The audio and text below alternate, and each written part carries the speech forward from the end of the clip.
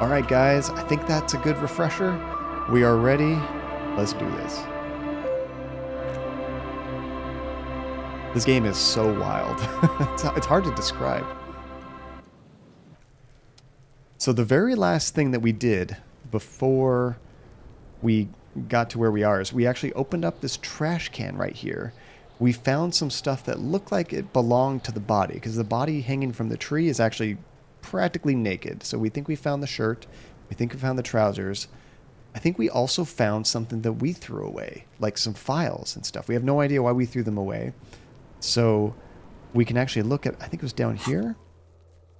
Now, this is our journal. Somewhere in here we can look at our ledger, I remember. Here it is, our damaged ledger. We started to look through this, but we didn't actually complete it. So we want to complete looking through this first. I click on that, and then interact. It's the ledger you found in the trash. A cabbage of papers hanging from the board, with the permeables drawer inside. It's barely held together by a clip, then made complete by the faint smell of urinal cleaner. The voices in this game are so well done. I'm kind of glad that I held out a little bit and waited for them to put voice acting in the game because I absolutely love it. They do such a good job. Oh, and Fairy Dew used to work at a candy store in college, and you had 3 types of salty black licorice with increases in saltiness. And there's literally only one person who would come in and buy all of it up. They might have been from a Nordic country. Oh, there's a logic check. We don't have a good chance of doing that. Let's see. We haven't looked at the yellow papers yet. Let's do that. In the back, you see thin, translucent copy of paper. Some neon yellow, some bright red, all covered in boxes, like marching armies. These look like official forms, waiting to be filled out. Well, what type of forms are they? 3. The topmost are misconduct fines. The middle ones are station calls. And the bottommost are field autopsy forms. Each is easy enough to make sense of. Well, field autopsy forms. I'm sure we're going to need that like right now. And you did get a lot of free candy there, Fairy Dew. It was amazing and also so bad for me. When I worked at a video store, I worked at Blockbuster Video for like 5 or 6 years. We got free candy too, but only towards the end of the candy's life cycle. I think when it was like within a few weeks of going, bad, it doesn't go bad, but it's like the sell-by date, then we could take it home, which is fun. Also bad for us. Oh yes, Phantasma. So at certain times in the game, I'm going to run into a situation that I want to get you guys to vote on what we should do. I can click on this little button right here, and it's going to, on the stream itself, using that little widget that was installed, you guys can pick what you want to do. It should pop up for you guys and kind of help guide the story. It's cool. I only do it for like the important decisions though. Okay, let's check all these. Misconduct fine. A monetary penalization ranging from 20 to 250 real. Severe cases allow for 1,000 real, but that requires special paperwork. The details of issuing these fines are spread out over the rest of the fields. Skywalker, what's up, dude? It's good to see you.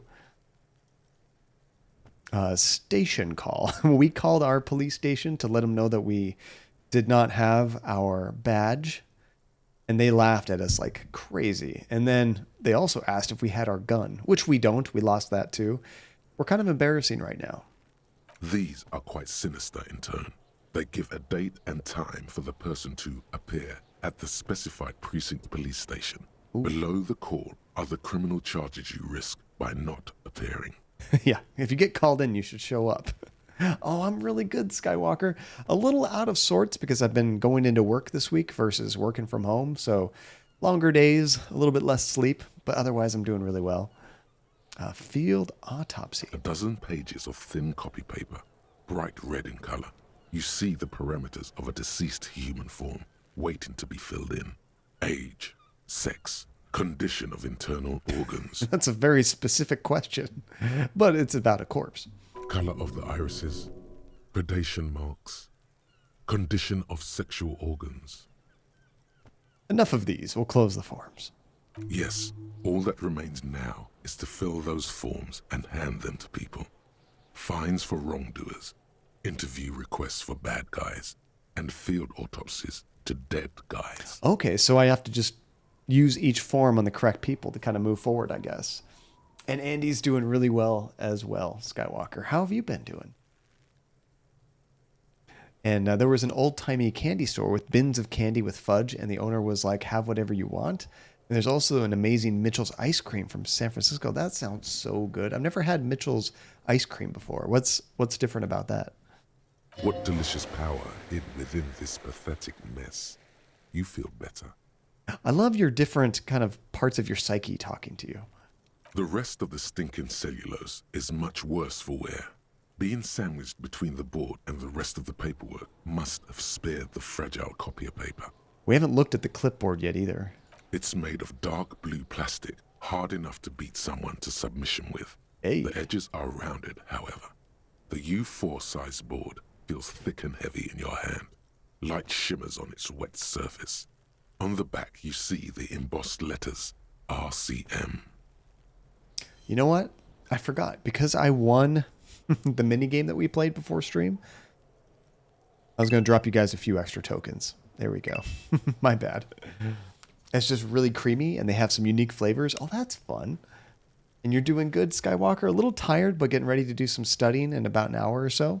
You've also been playing 2K21 tournament in a few days. Oh, that's exciting. And first place is $100, and the top 10 get into a monthly final for 400. Good luck, Skywalker. That's so exciting. I hope you can get in there. That'd be awesome. Nice job. Relentless Platypus and Relentless again. I like this. What did you say the color was? It was dark blue, but I kind of want to click it anyway. Blue. The blue heart. Don't look into it. Shake the ledger. Something rattles inside, ever so lightly. Is there a hidden compartment? Ooh. The plastic shimmers like lapis lazuli, but it is not see-through. You cannot see to its center. So how would we open that? With your hands, U4-sized pages hang from the clip screwed to the top of the board. Okay, we have a bit better chance of doing this if we want to try to open the hidden compartment. We have a 42% chance. Let's go ahead and try it. What's the worst can happen? Hey. The two sides of the board appear slightly misaligned, like a drawer that's come off its slides. If you bend the plastic on your knee slowly, the slides snap back into place. It should be possible to just, I like this. Wait, somehow I don't want to. No, we got to know what's in there. Let's slide it open. Without resistance or sound, the two panels move against each other. The compartment is now open. What's inside? 2 ticket stubs and a handmade postcard. Ticket stubs. Do you guys save ticket stubs? I remember a long time ago, I was trying to save them all, but then sometimes I would print them out and it wasn't the same, and some I forgot to, so I just kind of gave up. But for a while I was saving ticket stubs. 2 octopuses are smiling, reaching their tentacles toward each other in the colored pencil drawings. The tickets permit access to the zoo in Revachol East. The aquarium costs extra. These let you go there, too. Why would we save tickets to the aquarium or the zoo? Thin wax paper has been glued to a piece of cardboard. Sounds like leaves rustling when you pick it up. You see violet flowers, floral patterns, patches of glue. Oh, so Skywalker, in this tournament, you have to use like completely vanilla teams without any of your special characters you've unlocked and things like that. I could see how that would change things, but you can practice that, so that would help. Smell it first, of course. It smells of chewing gum, apricot flavored. That's not too bad. A touch of cinnamon, the end of summer. You think the label says tutti frutti. Open it. Familiar handwriting lines the inside of the card. Looped, round letters in a woman's hand. This kid on the screen is still throwing rocks at the corpse. Oh, I can hear that, Nate, for sure. I can definitely tell that. Harry, it begins. You're already reading. I wanted to write you a letter so you can read it when you wake up. Maybe it will make you happy. Maybe it's the same voice actor. I don't know. And used to save movie ticket stubs. The earliest one was Spice World in '97. Oh, that's cool. I have some friends that did that. I've never actually saved movie stubs, but that's a cool idea. Throw it away, please. But it will make me happy. A merciful wind blows in from the Bay of Revachol, dusting the ground at your feet and raising newspapers far away. You feel the card slipping into it. Uh-oh. Let go. Uh-oh. What's telling us to let this thing go? I want to hold on to it. I want to read this thing. Your hands shake, holding onto it. Every morning when I step out, you're asleep behind me. It says, I find a little piece of sadness in me. I carry it in my chest down Voyager Road. We need to find out who we are, so this stuff is going to help. Every step I take, it grows. By the time I reach the fuel station, it has filled me entirely. I step onto the light rail and look back. Sparks fall from the bow collector. I know it will be like this until late afternoon, when I get off the 42 and walk back to you. I love that gravelly voice, which, yeah, very similar to some actually other games they did too, Nate. And Platypus, you don't save movie ticket stubs, but you try to save tickets from when you fly internationally. Unfortunately, the ink rubs off easily. Oh no, I'm only flown internationally once, so I don't have much to save, but I do still have those tickets. That's awesome, Skywalker. Hey, you should do some voice acting. Keep reading. You.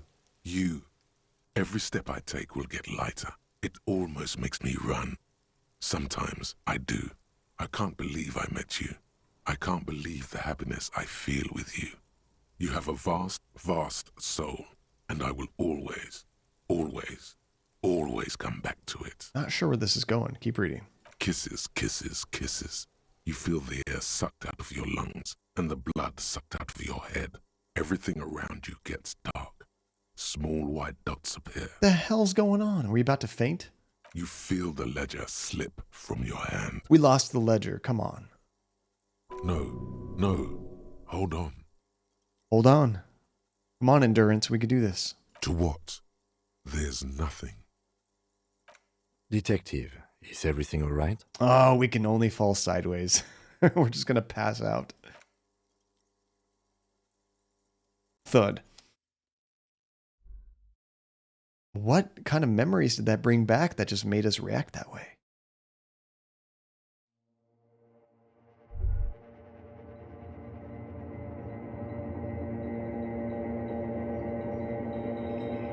Did I just lose? What the hell is this? Did I just die? Begin? There is nothing. This seems like the beginning. Again. Nothing sad, brother. No treachery. Just blackout. Just lie there, passed out. Maybe we're not dead. This ancient reptilian brain talked to us when we passed out last time. Well, almost nothing. There is the ground below you. That's still there. And the small light that's on, fluttering, somewhere in the basal ganglia. I think we just conked out, and that was a loading screen. I think that's what that was. So shivers, the last thing that told you to drop it, is like a hairs in the back of your neck kind of feeling. It indicates something is giving you a bad vibe. Oh, okay. I mean, I guess I wouldn't know that without reading the descriptions that the game tells me. Or I guess I might see a trend the more I see shivers. That's me. Blue eyes, that's me. And who was that? Who was what? He speaks of the sickening longing, the unwell emotion. Even in the darkness, he's grasping for it. Still trying to hold on to the great sorrows slipping in the water. No, I was Slimy. cool. I'm cool. The cool when you're dead, brother. Jeez. Here in the paleo-mammalian cortex, we call it the shadow.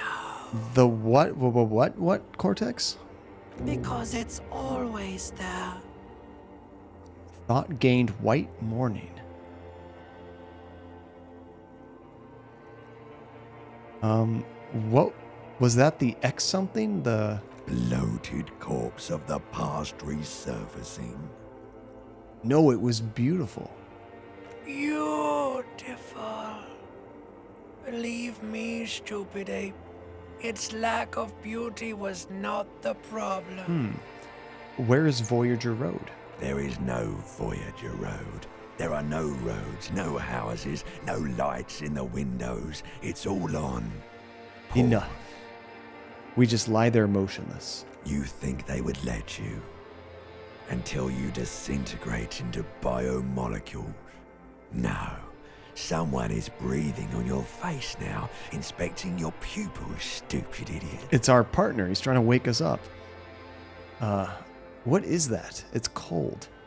Yes, they're pouring something on you. It's in you. And it's... Like water? Are they trying to splash water on her face? It's delicious. Glowing lights on a dashboard emerge out of nothingness. Oh, we're back at the car. Where am I? Oh, this one didn't get a voiceover. In the upholstered cabin of Lieutenant Kitsagi's motor carriage, seated in the driver's basket, the air is thick with leather works and heavy fuel oil. Cold water runs down your chin. Drink. Water. I don't wanna. No, we'll drink water. We need water. The water is cold, silvery, the stuff of life itself, as it pours down your parched throat. The pounding in your head recedes. The darkness parts. That's better. Drink. You haven't drunk water in 2 days. Did you know the human body is not made to survive on alcohol alone? You need a secondary form of hydration. What are you talking about? I can't just drink alcohol to survive. Oh, and that's really cool, Platypus. I would love to go to Ireland, too. That's fun. Andy doesn't have a lot of interest in going to some places in Europe. She's more interested in going to Australia. She wants to go to Japan again. And New Zealand. That's what she's most excited for. But I would love to check out a lot of places in Europe. Let's drink some more water. With greedy gulps, you down half a liter of cold water. Some of it spills on the driver's seat. The lieutenant pays no heed to it. That would be great, Relents. Just because of that, I'm only drinking alcohol. No water. What happened?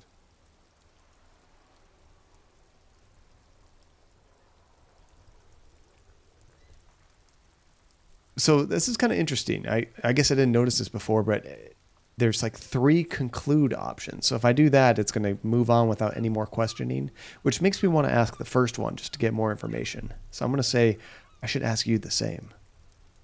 You were reading your paperwork. Then you passed out. I carried you to my kinema to take you to a hospital. Then you came to.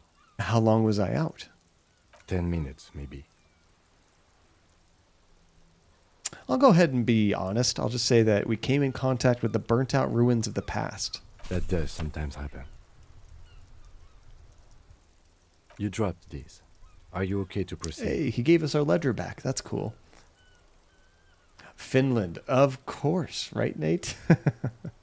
And Sweden. We got to have our Göteborg meetup, of course. I'll just say, let's solve this case. Good. Hey, we still got some The Ledger of experience for Failure that. and Hatred is a special item that can be used both as an interactable and a tool equipped in your held slot for skill bonuses. Find it under the Tools tab in your inventory. Okay, so we just got a new item, and it's under Tools. Ledger of Failure and Hatred. We get +1 to Inland Empire, +1 to Empathy, -2 to Authority. I don't know how much that would come in handy with our current situation, so I'm going to hold off on that, but that's cool. I don't know if we finished everything with it. I actually don't see our ledger anymore that we can use to interact. Or I guess we can here. It's the ledger you found in the trash. A cabbage of papers hanging from the board, with the permeables drawer inside. Let's go ahead and smell It's it. The acidic stench of rotting food is rubbed off on the cellulose. Ew. It now forms the base of the experience. This base surrounded by a faint air of spoiled meat, the stuff of death itself, and then sprinkled liberally with the citrus zest of toilet cleaner. So gross. Okay, we'll put that away. I think we finished reading all that. That's what you call your diary? That's great. Okay, so we have a couple other notifications down here. How is it going, Tajay? What do you mean distracted by furniture? Are you buying some new furniture? That'd be cool. And it's good to see you, Tajay. So down here, do we have... Am I looking at the right thing? No, I thought maybe we got a new skill to put in here. Oh, you just got a new desk. That's so exciting. Did you already put it together, or are you working on that right now?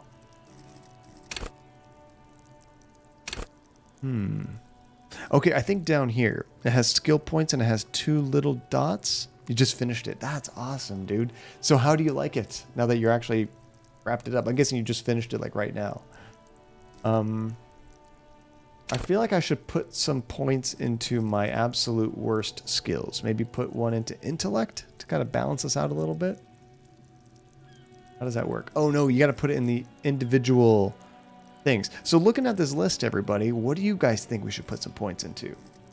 We have a ton of Inland Empire, which is like hunches and gut feelings. We have a lot of empathy. We have a lot of Esprit de Corps, which is connect to Station 41, understanding pop culture. Okay. We're also really good in our physique, but this isn't so much like... I guess it is some physical things, though. So like muscles and stuff like that. I guess we're pretty good at that. But our motor skills, like moving around, we're not good at that. Oh, the T is silent. Thank you. And it's bigger than you expected, but you love it. That's cool. I remember I got a pretty big desk, and now I kind of wish I got a little bit bigger, because Andy and I often share this desk when we play games side by side. You think logic would be a good one? That's up here. Oh yeah. Wield raw intellectual power, deduce the world. That does sound good, especially for a detective. Boom. All right, so now we have 2 in that. We have 1 more point we can do, but I think we can only level up skills that have 1. Is that correct? Oh no, maybe I can level up any of these. I think I can only put 1 level into that right now, though.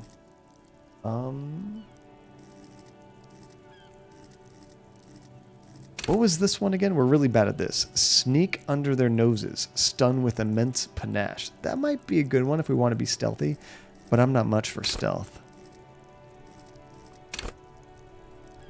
Hand-eye coordination might be a good one. Remember when we were trying to shoot that corpse down? That was terrible. We failed. I don't know how often we're going to need our gun, but I kind of want to put a point into that. There we go. Oh, wait. It's not actually leveled up yet. I think you have to put 2 points into it. Is that right? Or is 2 points the max you can put into it? I'm still kind of figuring this out. What if I revert? Oh, no. It does level it up. Okay, it goes from 2 to 3. But I'm guessing we can only get that up to 4 and then no further for this character. Hey. Wait, how many points do I have? I have 2 points to put in every single one of these. Okay. Well, let's put 1 into hand-eye. And let me know if you guys have any ideas, too. So it's large enough you could run a 2 or even 3 monitor setup. Nice. When you get an actual desktop, plenty of room right now for your laptop and second monitor. Although I do think I'm going to look at some Bluetooth speakers for the laptop now that you can cut down on the cords a bit. That would be really cool. I mean, there's still going to be a cord, but you have to have them plugged in, of course. But still, that'd be really nice. Less cords. Composure might be a good one. Keeping yourself calm under stressful situations. Interfacing has to do with locks and machines. That could be a good one, too. Maybe we'll do that first. Okay, and how about physique? Maybe... Oh, we can't level up that one. Oh, we can't level up anything else now. Oh, maybe I was right. I guess when you revert, it takes them both away. Okay, so let's put 1 in hand-eye coordination. Sorry, I'm still learning the system. And 1 in logic. There we go. We'll keep that. Accept changes and close. Perfect. Yeah, power cord going down the back, much less clutter. Especially because your laptop's kind of in the middle of the desk being used, I'm guessing, as a monitor too. So, yeah, you don't want a ton of cords going to that. Okay, so just as a refresher, we should look at our journal, see what we have. We have all kinds of different missions going on. But our primary thing is get that corpse down. So if I remember, the last thing that we wanted to do, we have some funny missions too, like find smokes and smoke them. But getting the body down, we're going to access the harbor and ask Everard Clark's help. But I think accessing the harbor is going to be a little bit tricky. What was in this group right here? Oh, we got a new ability here we can learn. The White Morning. So temporary research bonus. -1 authority. Little guy gets further and further away. Okay, so if I eternalize this, do I want it? That's -1 authority. That sounds like a bad thing.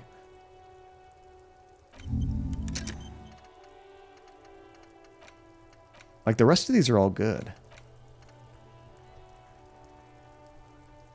But you get more experience when you finish these, I believe. Okay, so let's go ahead and back out of there. And you have a power strip with USB ports? Oh, that's nice. Yeah, I love that they're doing that now. That makes it so handy. Less of those stupid USB power bricks you need to use. Oh, you're going to get a sit-stand desk. I thought about that, Hasifa, but with the amount of stuff I have plugged in, I think cord clearance and stuff, I'd have an even more difficult time making it look clean. But yeah, if you just get some extensions or whatever, if you need them. I know some of mine I would need extensions. That'd be perfect. Oh, maybe that's it, Hasifa. Yeah, I'm still learning that system. I'm not sure exactly what that is. Maybe when I actually finish researching it and it goes to the solution portion, then maybe that'll change. Although this one is still in the problem phase, and it says +1 encyclopedia. So we still have 2 hours left on that. So I don't fully understand that. Okay, so if I zoom out, I believe the harbor workers are over here.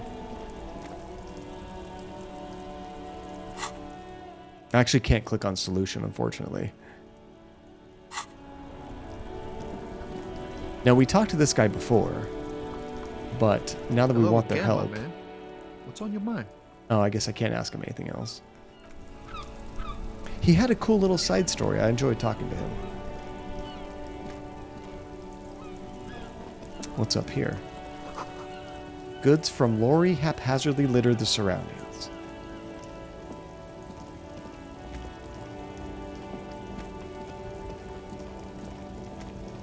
It's a long way to go around, but it works. There's like a huge traffic jam, essentially. I think there's a union kind of having a strike and stopping everything from moving, if I remember correctly. A foreign car, kept in good condition. Okay, so there's some people here, but I can't actually talk to them, it looks like. I guess you only can talk to the people that are important in this. The lorries probably stored fuel here. Now they store booze. You know, I should do a quick save real fast, just in case.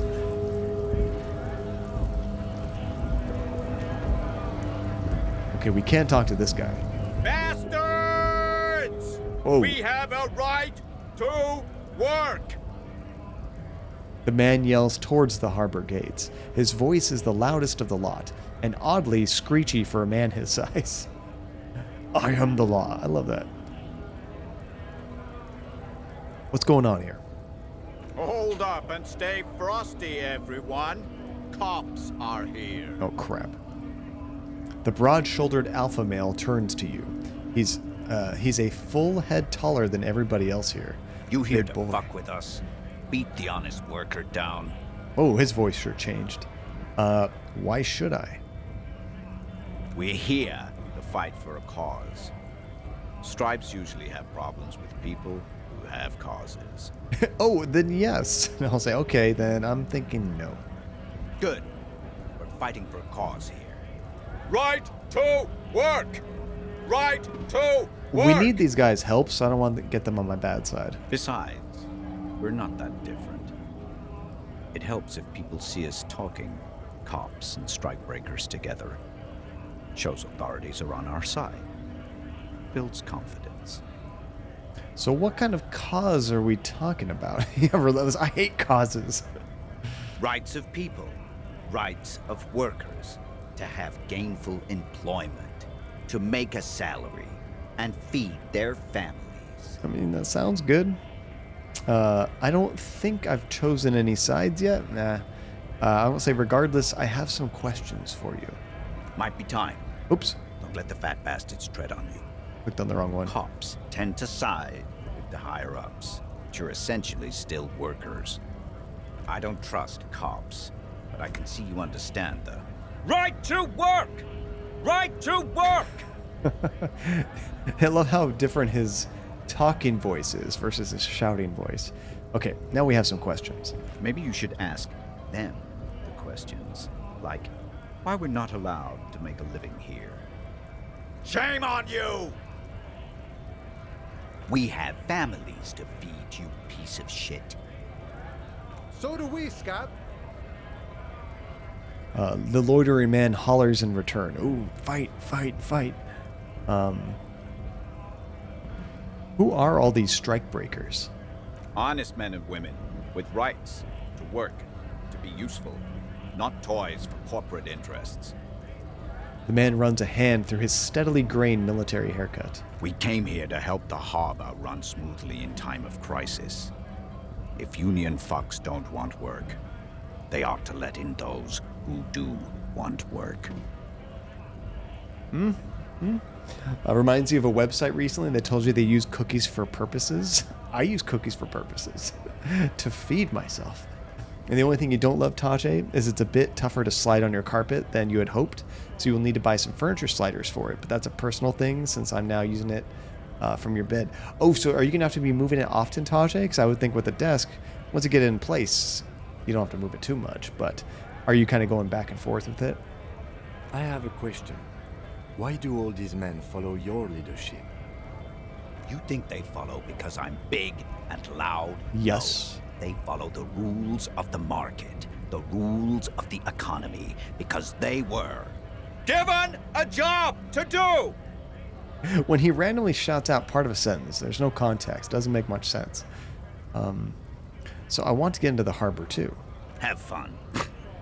Union shits are on full strike. Don't think they're going to let you through the gates. You trying to meet their fat boss?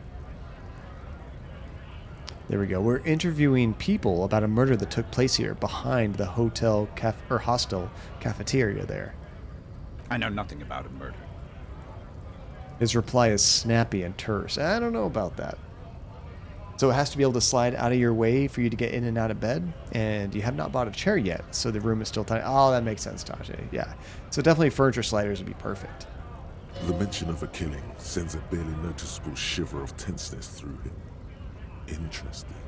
Why so tense? What are you talking about? I'm not tense. Yes, he's tense. I love that. And dangerous. Somewhere below it all. Right to work! It's shameful. Cops doing nothing. You should bring backup. Open up the gates for us. Blockading gainful employment for workers is a crime. This really isn't my area of expertise. We are not picking a side in this just yet, sir. Pity. Let us work! Yeah, this guy seems kind of shady for sure. You've been talking to him for quite a while now. Something is off with this guy. Ask him where he's from. Okay, I gotta ask, where exactly are you from? What's it to you? Deep set suspicion drips from every syllable.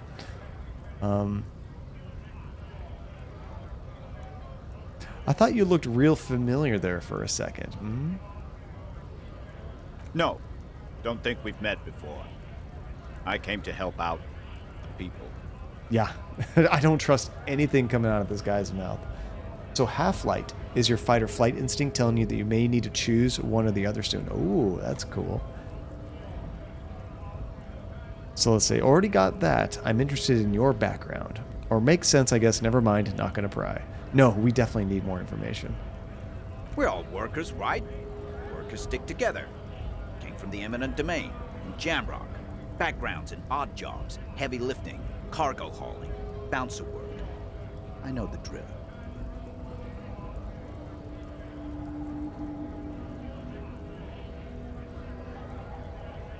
Maybe we can get something where we might know him from. A bouncer? Where? I frequent a lot of bars. Maybe it's one I know. Or maybe this one. Sweet, I know bars. Been thrown out of several. Maybe that's why you seem familiar. I kind of like that one. Worked at Territorium. Ring a bell?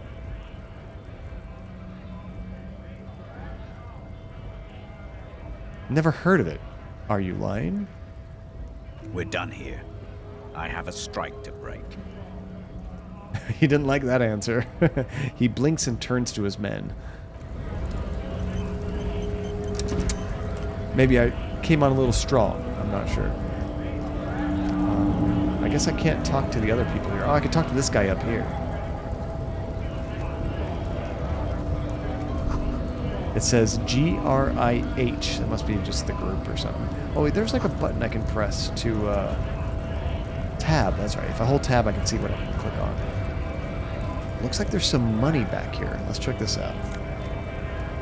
29 cents. We're so close to that, what, $200 tab we have at the hostel. Okay, let's try talking to this guy up here. Scab? Asks a man with jolly eyes, tilting his head. What did he just call you? Oh no, not this again.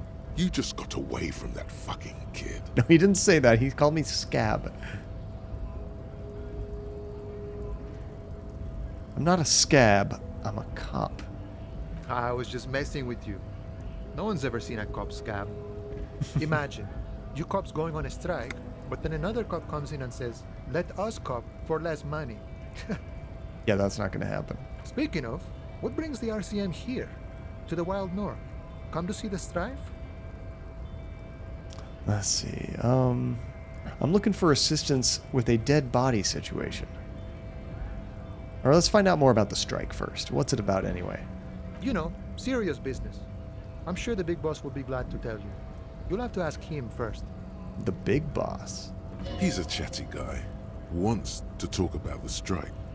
Return once you've met the union boss and are on a better footing with the organization.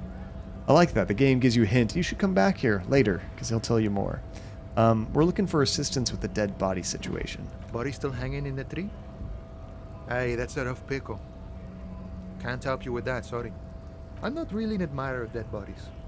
Might be someone else from the union can render assistance. Does this mean you can let me through the gate? I don't operate in that capacity. I'm not a granter of passage. The passage grants itself. What? Beneath the jolliness, he suddenly seems doubtful. It's that simple. I just walk in. Aye. Walk right past Measurehead and go in. Measurehead? Yeah, the 2.5 meter tall Semini supremacist there. Walk right past him. Yeah, that should be easy. Right. Then press the button to unlock the door. Uh-huh. Then go past him again. Okay. And you enter the arbor through the office. Está. For some reason, it doesn't seem like it's going to be that easy. Don't worry, I'm sure it's not completely impossible. For example, you could best Measurehead in a physical confrontation. I don't think we're doing that. Our physical isn't that bad, but we're not great. Or you could convert to a Semini supremacist worldview. Or, maybe it actually is completely impossible. Has anyone ever bested him Not in yet, physical? no. He's incredibly strong. Crap. Nothing a couple of solid hooks from Dexter and Sinister won't fix. Dexter and Sinister? Is that the name of our fists? I haven't heard those names before. Has any of the scabs tried converting to his worldview? Jean-Luc himself would say the philosophy has proven overly heroic for the scabs to convert to. Not enough intuition. Got it. Sure. And I've come to Martinez investigating a murder. Murder, huh? That sounds like a lot of hard work. You'd never see me investigating a murder. I love this. You can whisper, I have no idea what I'm doing. That's hilarious. Hey, welcome back, Skywalker.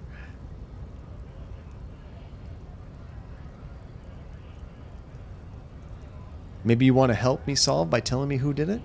Of course, Policia. It wasn't me. You can rule me out. Easier that way. Should we? He's nice. I don't like nice. I don't like nice. I love that. Let's say I'm a bit short of money. Can you give me some of it? What?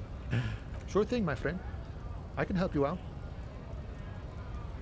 Oh, we're going to try to catch it. We have hand-eye coordination, 58% chance. Let's do it. The coin narrowly slips by your outstretched fingers and falls to the ground. We missed. Oh, I'm sorry. Didn't mean to throw it like that. It's a thing we harbor folk do, passing around cargo and such. Was not meant as provocation or ridicule. Lieutenant Kitsuragi picks up the coin and hands it to you. Appreciate it. Right, always glad to help out the RC. We're on the same branch, you and I. Humans, I mean, not slithering scabs. Hey, he gave us $1. I mean, I'm not... We're pretty broke right now. I'll take it. Nice. Gotta get moving. We'll leave. Well, I want to try talking to this guy, but I don't think we're getting past him right now. I think we gotta do some other stuff first. What is this? A notice. In case of strike, press button behind guard, which we're not getting behind that guard. A hermetically sealed door, locked by electronic means, which is why we gotta press the button.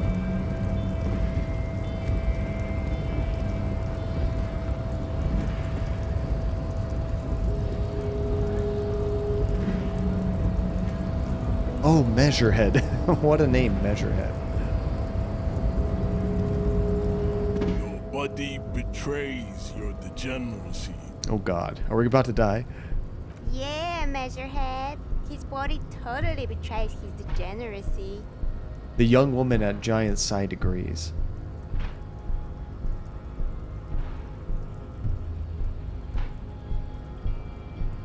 What do you mean my body betrays my degeneracy? You have succumbed to Al-Ghul. His face contorts in disgust, as if he were smelling a dead rat. You reek of it. An invisible sword of Al-Ghul emerges from your throat. You cannot see it, but others can. It is making the woman in my company sick. We can ask our partner, is it really that bad?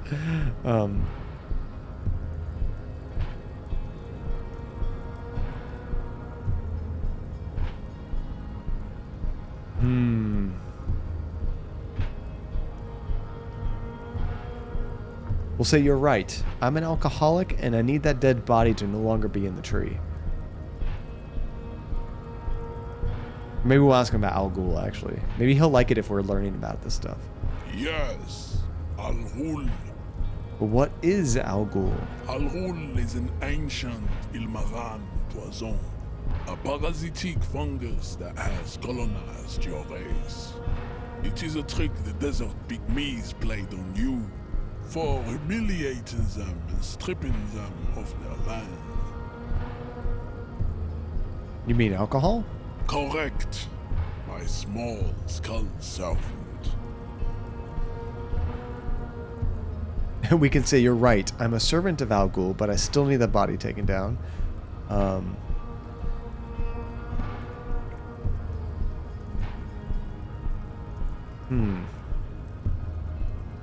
Let's try that. Gosh, what do you guys think? I'm gonna let you guys vote. We got 4 options to pick from.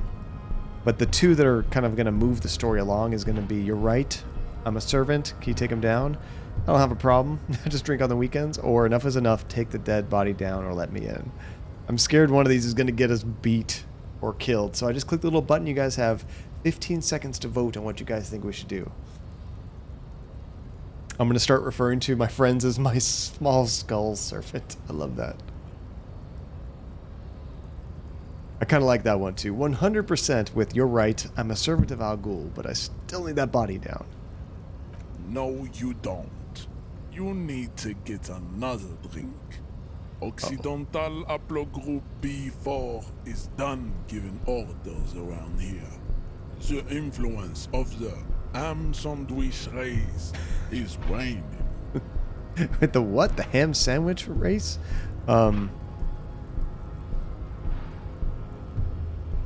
Oh, we could take a step closer of seeing where the police. Or, the race stuff is unimportant here. I just need you to help me do my job, please. Let's be nice. We'll be nice. Begging for help. Attempting to pass via for cooperation.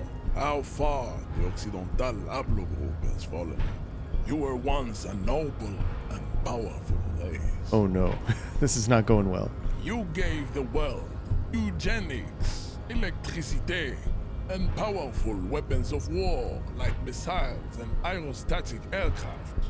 You made great gains in metallurgy, race theory, and statecraft. Oh no, Tasha, yeah, it goes pretty quick. I think when I click it, even with the lag, that it makes it a little bit shorter, but you have like maybe 10 seconds to vote. You dominated lesser cultures, like the deformed Hemians and the inexplicably potato-obsessed Khoikos. What? But now your ascent to the genetic summit has halted. You are obsessed with sadness and with frivolous pop culture. That kind of sounds correct. You will be superseded. Isn't that right, babe? It is, baby, yeah. You know it. There is a button right behind him, just out of reach. It must be the one that opens the door to the harbor. This man is not budging. Let's hope his superiors inside are more cooperative. Oh gosh, okay,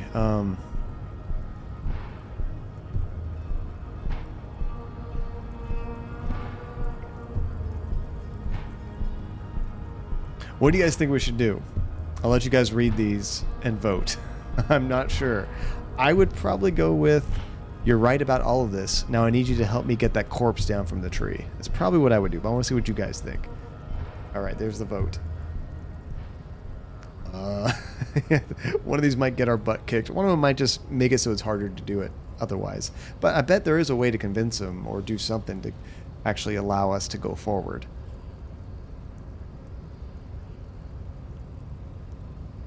Oh, sorry, there was one more down there. You could just say this is going nowhere. But who wants to just leave like that? Oh, it's 50-50?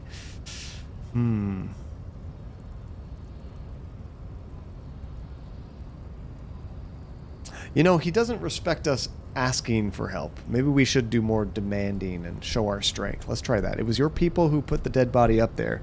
Your people should help me get him down. Enough with this begging. You should leave the stage of history with dignity by inviting the other races to a great world. Oh, that's not going to work. We could do that, Hasifa, or just like flip a coin or something. But we could have like a three-way tie too as well. So yeah, maybe something like that would work. I think the bot that we have might have a random number generator. I'm not entirely sure. Bring your troops to the Seminine Islands and to Boogie Street, and we will pulverize you. When you are gone, we will build a museum for you. The walls will be lined with bottles of Al Ghul, your beloved beverage. Inside, we will store the odes to homosexuality you call art, and your microcephalic skulls. So we're going to have art, booze, and skulls. Sounds like a hell of a museum. This is your chance. He's talking. Rip into him with a punch and catch him off guard. We're gonna sucker punch him? No, don't rip into anyone. You're sensitive. Remember? Communicate. We have a very low chance of actually doing that.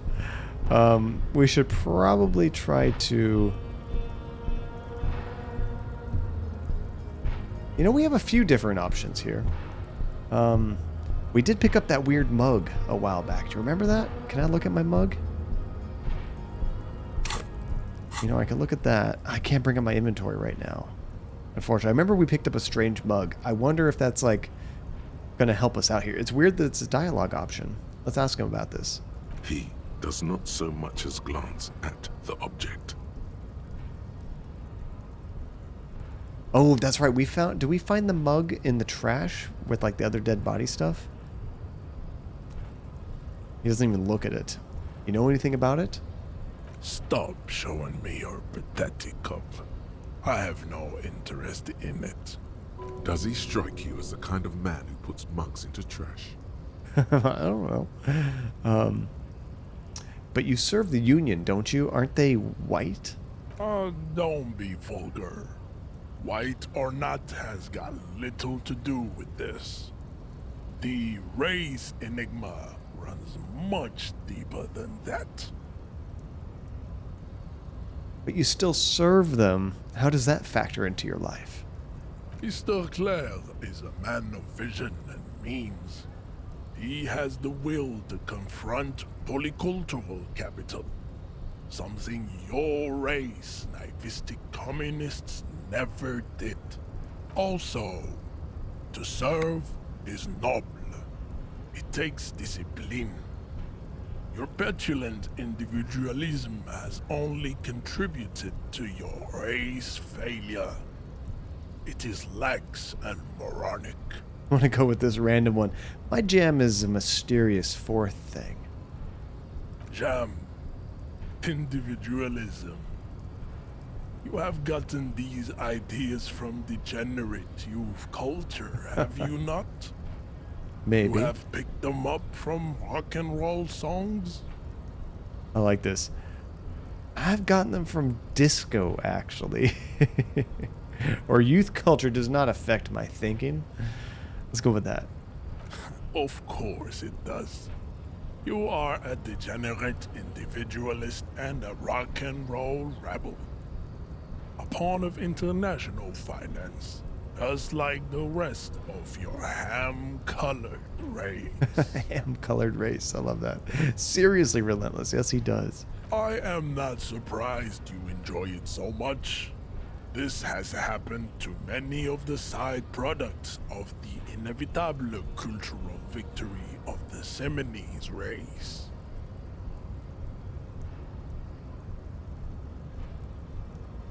So who are the Seminoles? Is that what he is? The South Island race, haplogroup A4A. We are the rightful masters of the Insulindian archipelago. Okay, that is We them. descend from the Areopagites of ancient Pericarnassus and arrived here 4,000 years ago. Millennia before you. We are the future. That is all you need to know. So you were born and raised in the islands? I am a descendant. The narrow streets of Ulimbuir are with me in my genetic dreams. I see young Seminoles women walk into the grey mass on Ile de Fantôme, waiting on immaculate conception from the pale. I love this. We keep like trying to hit the point home. Wait, are you actually from the islands? So did you come from the islands? No. I have heard about it on the radio. So you're not from the islands, okay. He would be appreciative if you did not further chase this line of inquiry in front of the women. Oh, are we gonna get in trouble?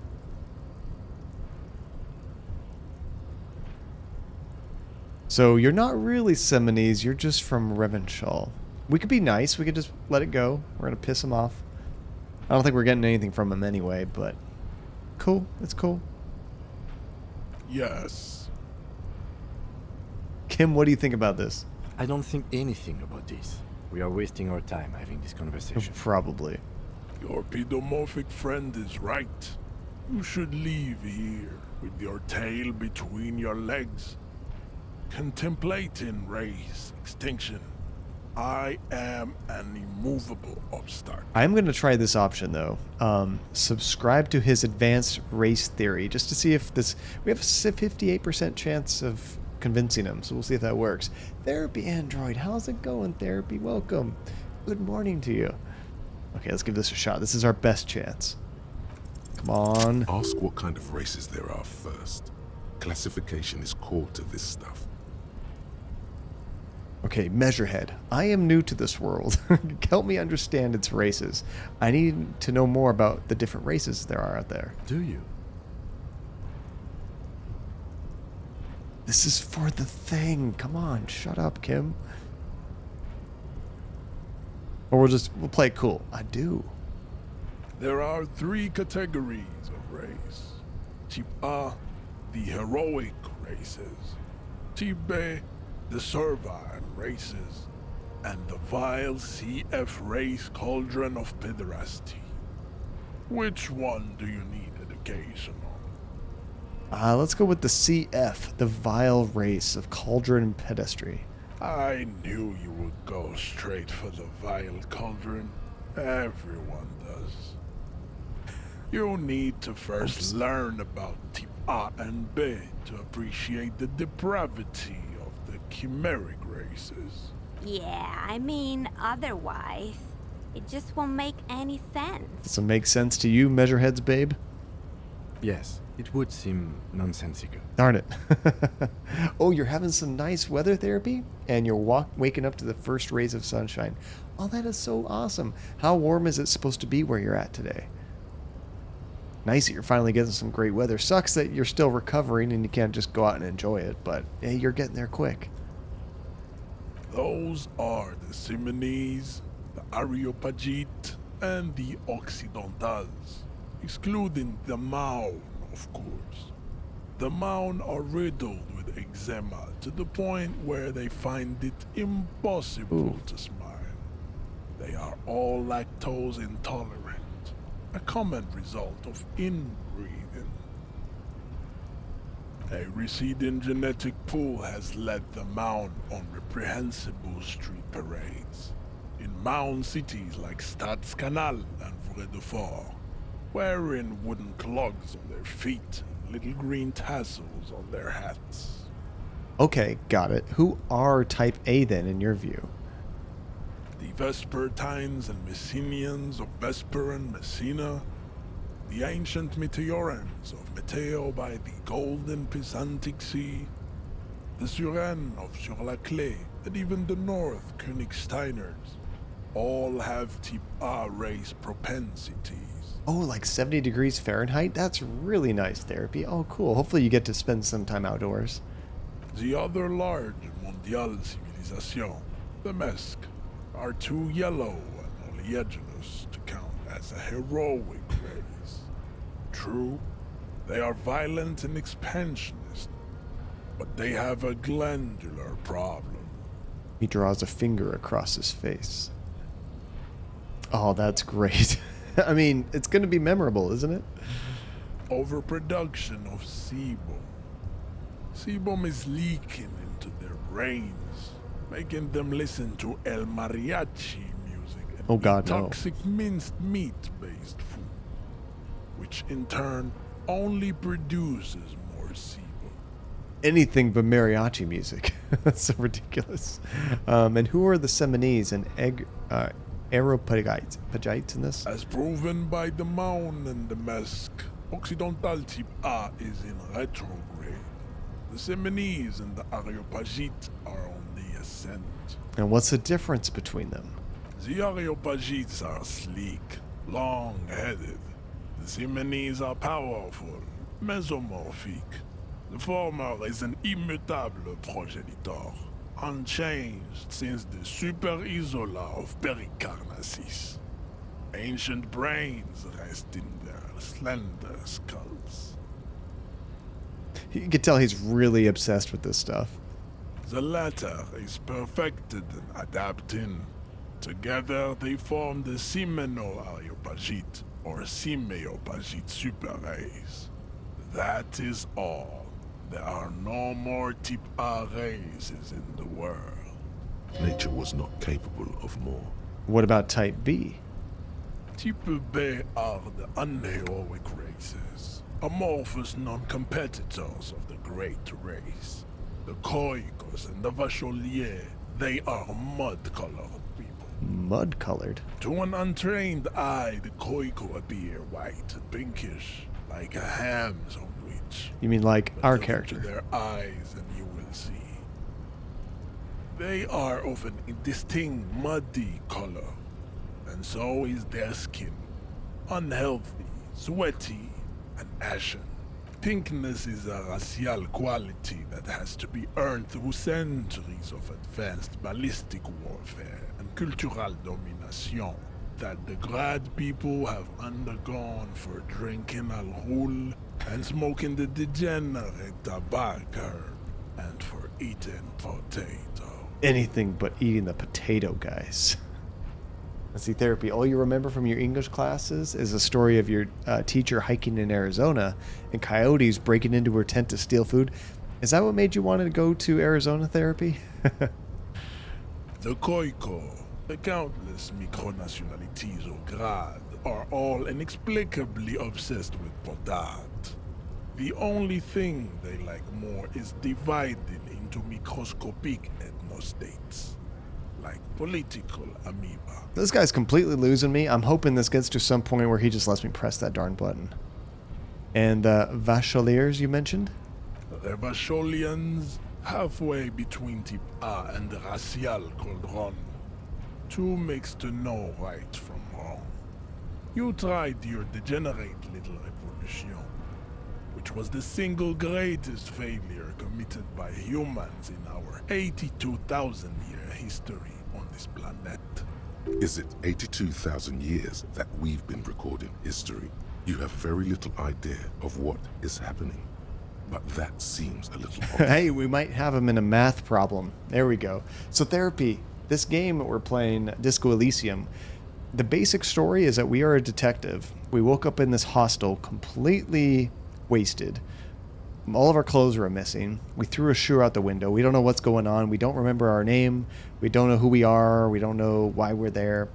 We come to find out that we are a detective, and we're on a case about a murder. This guy was hung behind the hostel from a tree. So we have our partner here, Kim, and he's helping us out. And we're basically going around and talking to people, just trying to figure out what's going on and who might be responsible.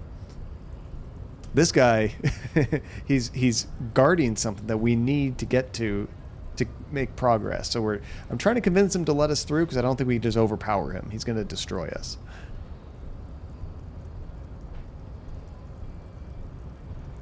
Let's go with this. I'm pretty sure history hasn't lasted that long because we succeeded with encyclopedia, which makes me think our character actually knows that's not right. The mysteries of the people of this planet are a tragedy that has played out countless times over, like a fever dream of skin, hair, and bone. Wake up, naive Chespius. I love this option right here. Go away, stupid political thoughts. What was this revolution?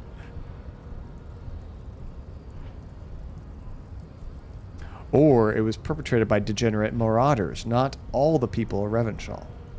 Let's go with that one. The revolution came to Ravachol from Grad, in Zara's written potato carts. It is literally an illness. A prion disease that leaves the parietal and frontal lobe ridden with holes. A soft, sponge-like mass of dementia, hallucination, and paranoia. The revolution is fatal familial insomnia. A hereditary prion condition passed from the Khoikhoi to the Occidentals. But not sexually. Probably through trade routes and potate acid, the prime component of the potato plant. Enough of Tibet mediocrity. Okay, now we can ask about the vile races. Tips CF are a museum of failed chimeric experiments and tragic maladaptations. They are tortured creatures waiting to be put to sleep. Your morbid interest in them worries me. Why does it worry you? Chimeric experiments? Lesser races like the mosquito, a grotesque mixture of a masked woman and a Semenese man. Only possible if the mother is masked and the father Semenese. The other way around, they fail to produce offspring. That's weird. The mosquito is born sterile, like a donkey. All they have left is to ride customized motor carriages with hydraulic suspension, listening to aggressive El Mariachi music to vent their impotent despair. Okay, enough of C through F. Yes, it is cruel to entertain ourselves with the deformities of CF.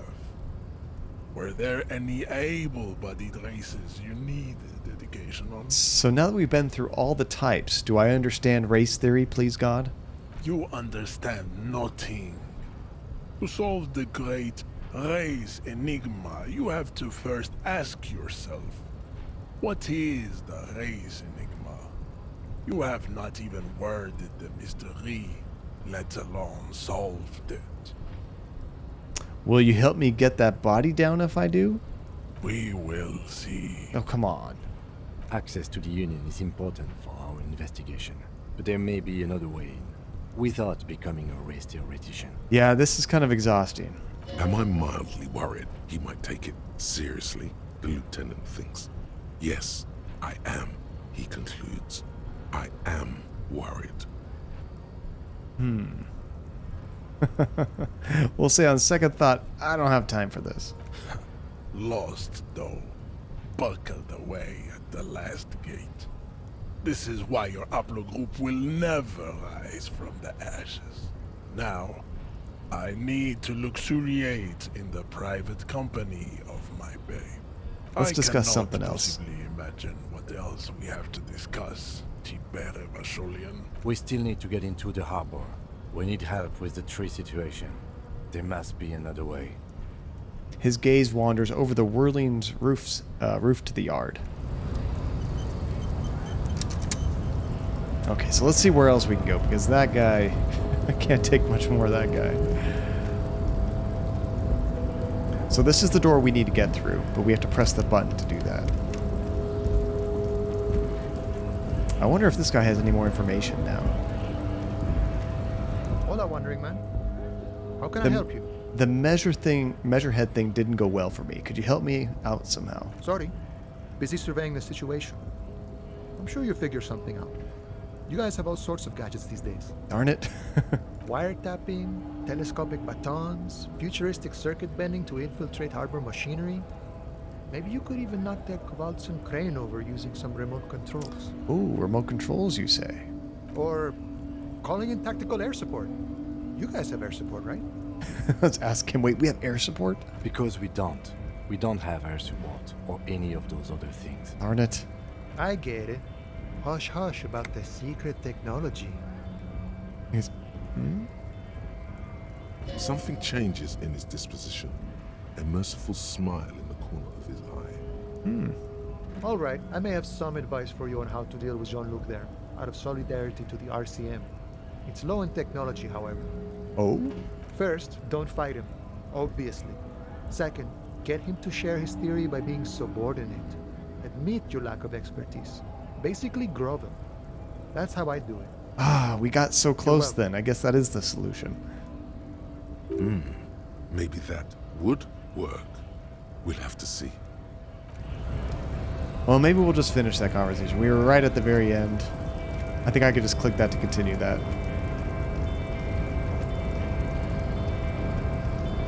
I'm worried that we're going to do all that and he's not actually going to help us. Race descent has only worsened since I last saw you. You have really let yourself... Let's go over that funky race classification again. There is nothing funky about them.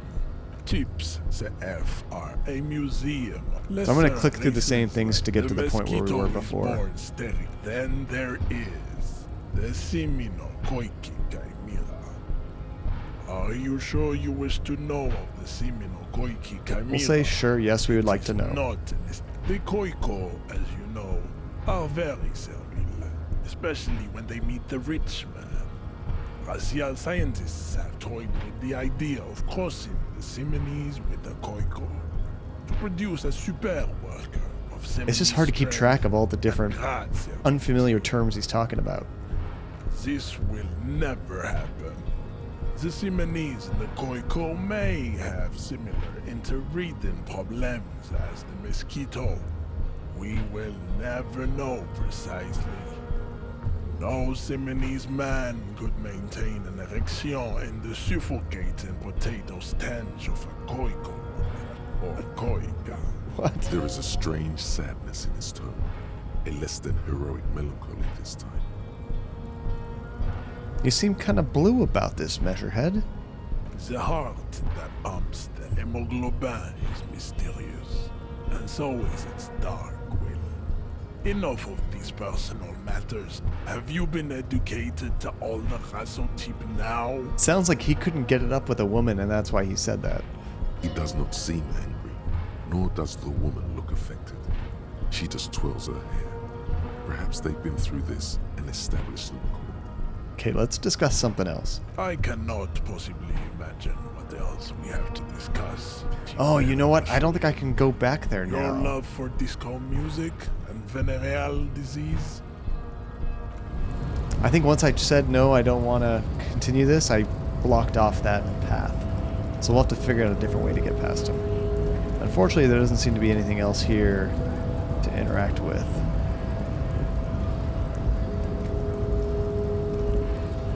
So let's go see what else we can find.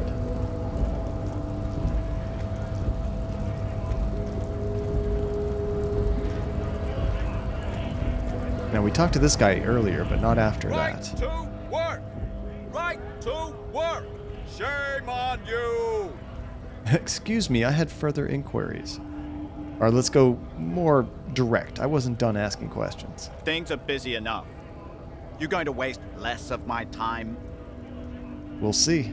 The hulking man oozes stark skepticism. See, what exactly is your goal here? We were promised work. We'd be in there, working, if the bastards hadn't shut the gates. And you are unable to breach the entrance? Main gate's locked. Would take heavy ordnance to bust it open. Could try to get in through the secretary's office. Door's locked. The guards blocking the way to the access panel. So essentially we're going to help them get in by doing this. And I don't mean the scrawny mess punk either. I mean head measurer. Or whatever he is. Head measurer? Yeah. That giant up there on the bridge you talked to. Head measurer. Won't let the workers by. The access panel is right behind him. How bad could one guy be? Bad. Standing on a narrow bridge, he's got a strategically advantageous position. And he's trained.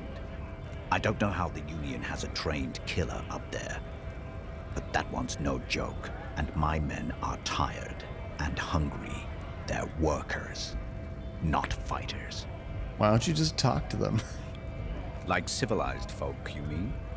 These native fucks don't understand civilized.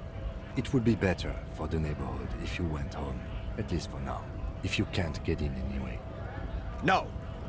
They will give up eventually. Or get drunk. Leave the button unguarded. Then we charge. Now, I wonder if he has any tips about punching this guy out. Not before you get in there and get your ass whooped. Learn by failure, I always say. No, he doesn't. He might have some advice, but you got to at least try to fight Measurehead first. Return if you fail. Okay. We could do that. We'll take some damage, I'm sure. Just in case we die, I will quick save it as well. But unfortunately, this guy's huge, and our physique, even though we have decent physique, is nowhere near this guy. So we have a very low chance of winning this. Your race descent has only worsened since I last saw you. We have a really 17% let chance. yourself go. Alright, let's try it. Come on. 12. If we roll a 12, we got this.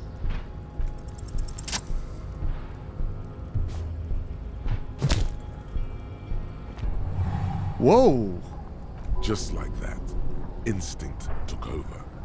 A solid strike straight into his throat, into the cartilage.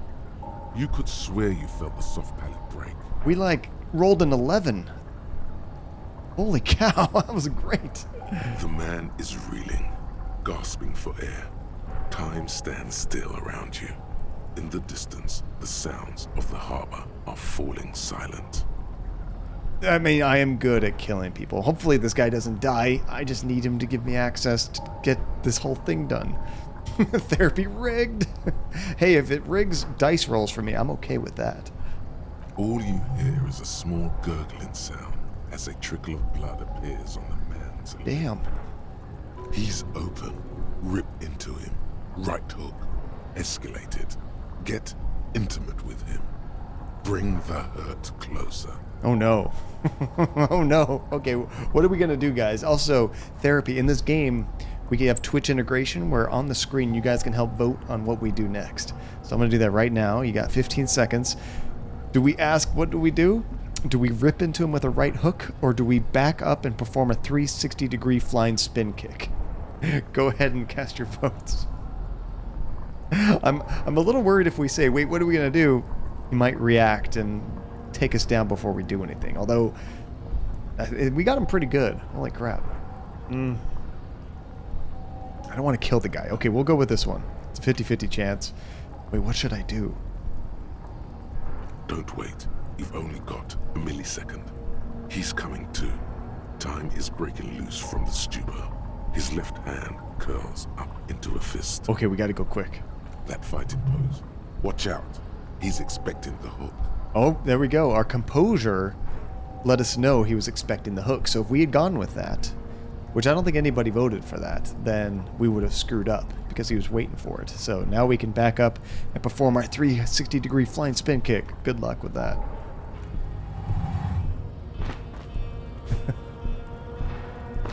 Whoopah! Oh my gosh. The man lands with a dull thump, like a broken down puppet of muscles and sinew. For a moment, he still tries to keep his head up, dazed eyes looking at you with unimaginable surprise. To your left is the button. I seriously got so lucky on that. So therapy, when I click the button, you have about 10 seconds or so to cast your vote. I'm always gonna warn you guys before we do that. So I'm gonna do it right now. You guys get to vote between these 4 options on what we do. Do you want to say Disco Inferno? Press the button. Welcome to Revenshaw. I'm sorry I didn't want to do this. Or we just press the button and say nothing.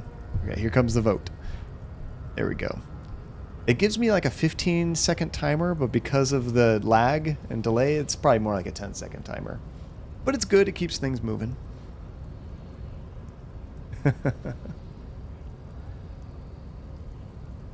And I don't think you can do it in chat. I think you actually have to click the thing on the screen. There we go. Oh, Disco Inferno. Nice. As you slam your fist on the button, the man collapses entirely, his head rolling to the side. These ladies are going to be so upset. Looks like you're the new measurehead now. Oh no. Oh, no, no, no. I'm okay. Her voice is surprisingly calm. No one is the new measurehead. Let's go before he gets up. The lieutenant makes haste towards the door. Okay, let's go check out the door. We got to get this thing open. So what we're trying to do right now, therapy, the body that we're trying to like investigate is still hung from a tree. We tried to shoot it out, completely failed. We can't climb the tree because it's too dangerous, so we're actually going to ask some of these harbor guys once we get through the gate if they can help us with their machinery. So this is where we've been trying to get into. Oh, it tells me right there it's pronounced Revashal.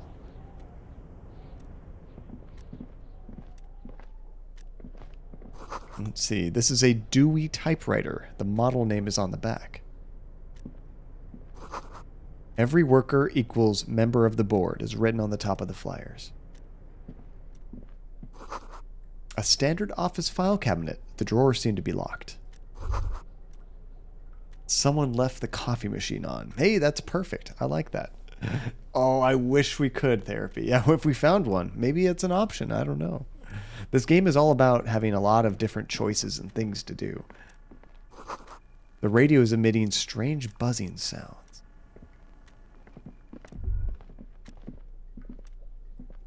Oh, that's right. It was tab. For some reason, I forgot which button was to highlight everything.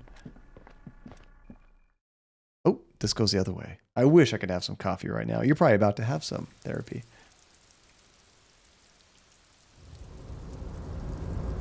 There's actually more here I wanted to explore. I didn't know that was leaving the area.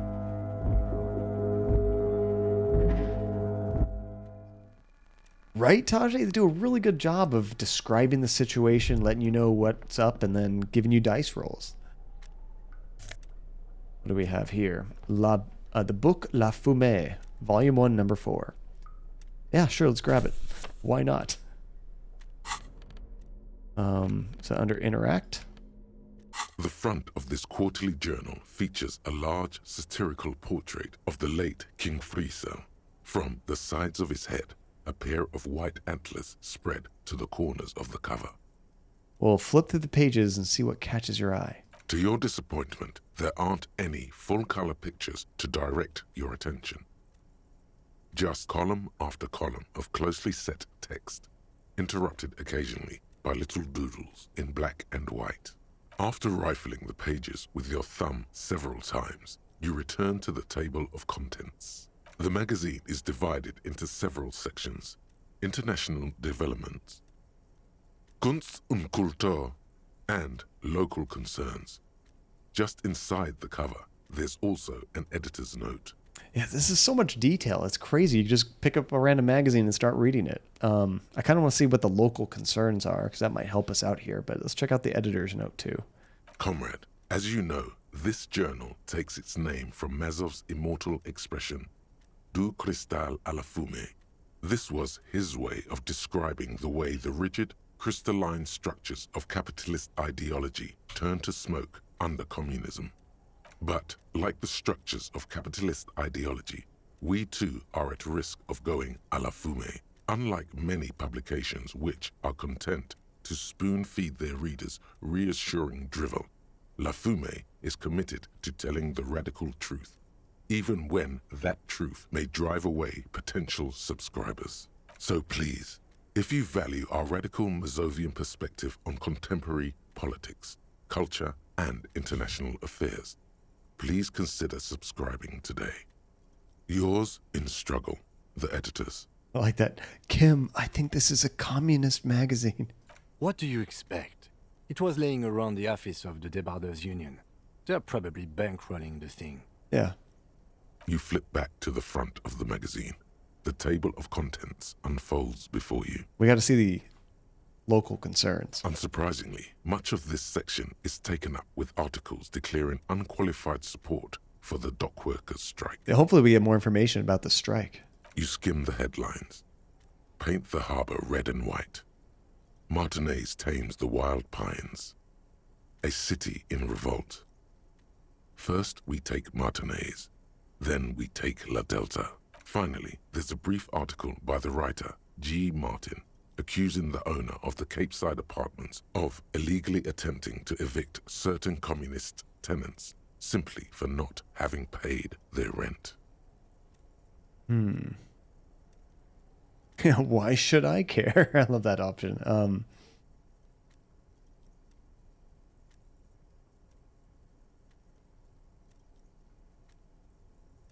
We'll go with like a reasonable solution here. Wouldn't it be better if, for everyone if labor and capital could reach some reasonable accommodation? According to these editorials, there can be no accommodation with the forces of international capital or their mucilaginous allies in the coalition. Of course they think that. Why do communists love puerile insults?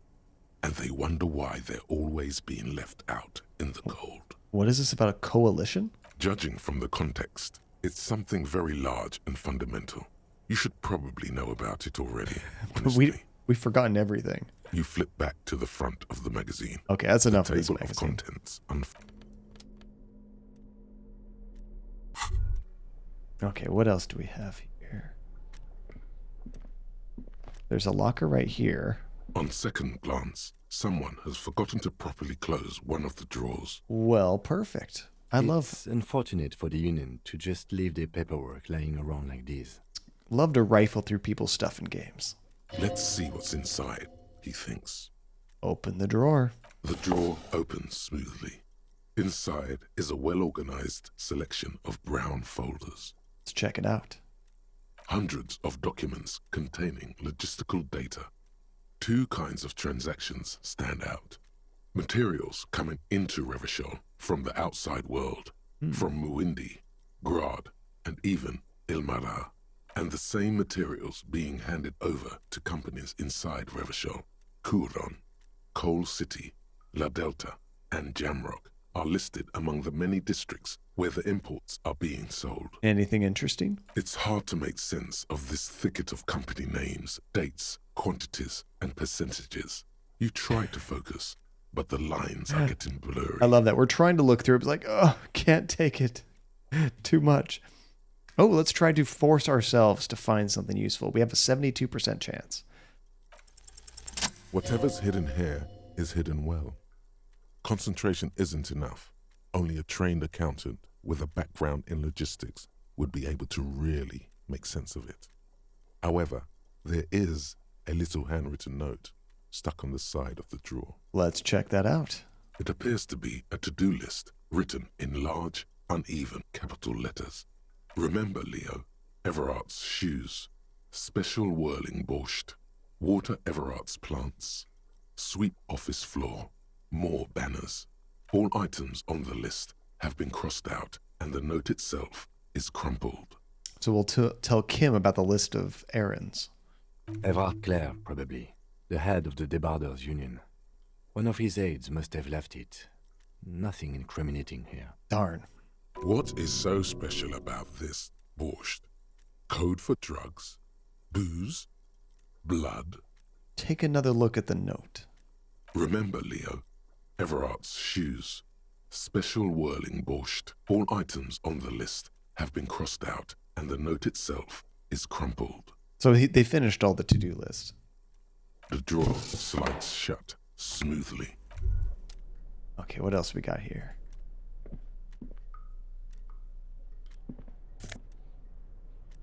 A postcard. And it said it had a price. Does that mean I could sell that, I'm assuming?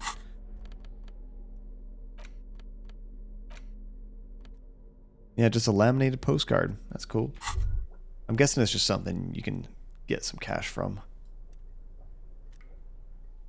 Okay, there's something in the bathroom here. Some sunglasses, plush... Wait, what? +1 visual calculus, -1 drama for office shades.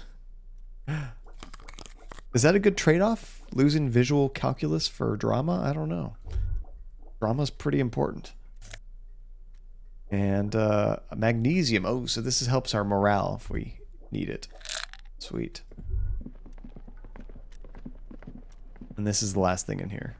An imposing combination of a punch clock and a payphone is looking down at you from the wall.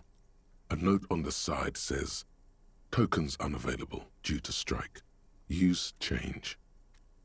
We don't have very much money. Should I spend money on this phone? I don't even know who we'd want to call yet.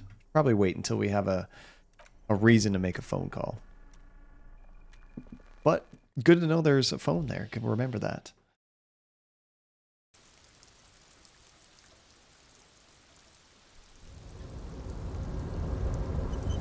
You know, that loading screen right there mentioned if you're low on money, you can get a plastic bag and actually collect bottles and sell them. That's kind of cool.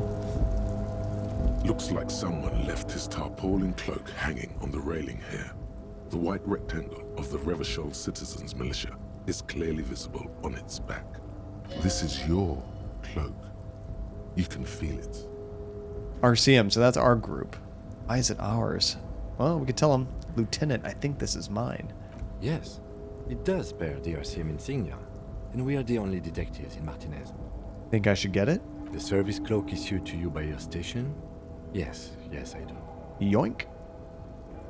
As your fingers touch the tarpaulin, it almost feels like the cloak wants to deliver a message of comfort through your fingertips. Yeah, Tajay, how you saying this game is very similar to D&D. A game a lot of people have compared this to is one of the old games that came out around the time of Baldur's Gate, those kind of games, called Planescape Torment, which was, I think it's like a D&D setting, and it wasn't really combat focused. It was much more about the sort of things we're going through in this game, but a different setting, of course, which is really neat. I will shield you from the elements and give my life for yours. That's what the cloak is relaying. So it's armor. So we should probably go to our inventory and clothes and equip. So now that one, our disco ass blazer gives us +1 to esprit de corps, and our jacket gives us +1 to that and +1 to shivers. So Definitely better.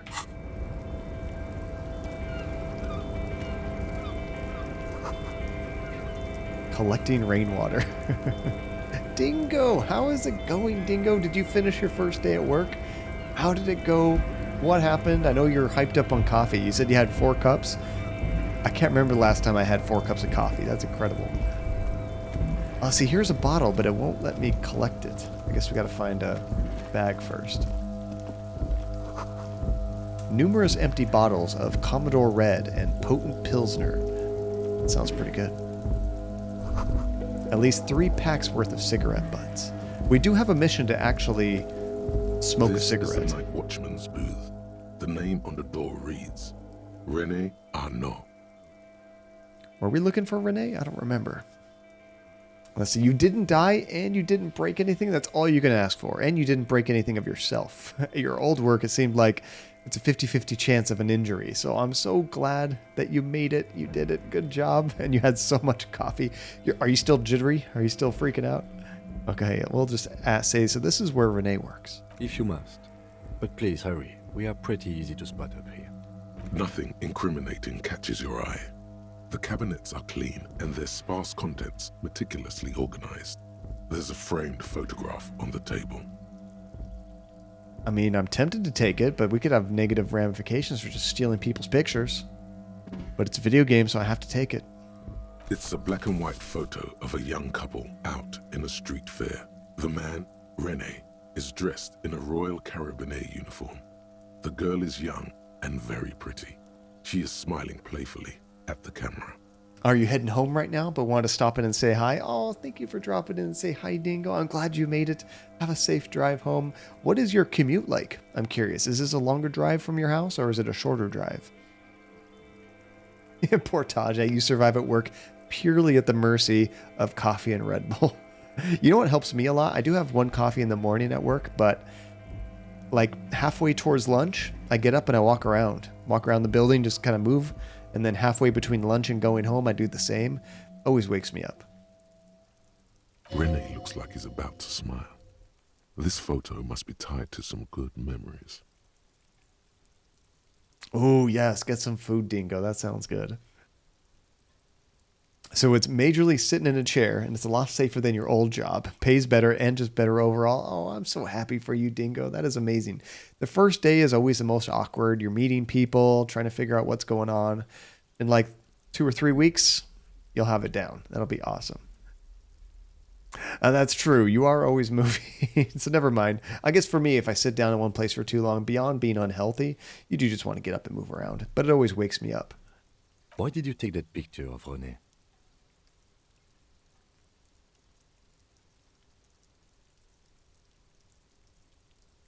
I'm making an artistic collage. I'm going to ask him about it.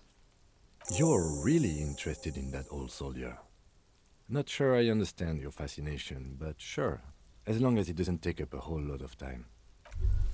Really, I just take it because it's a game and that's just what you do. You take everything, right? Okay, can we go down these stairs or is this a dead end?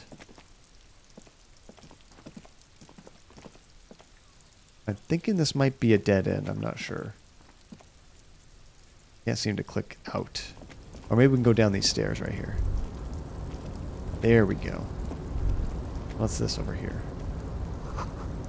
White pine trees are printed on the screen covering. Looks like a forest under snow.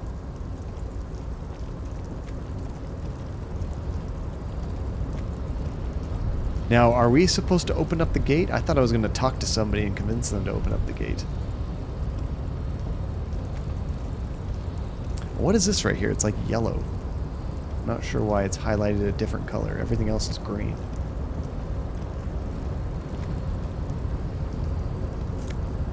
Oh, because it's something we could take. Alright, I'll take the cash.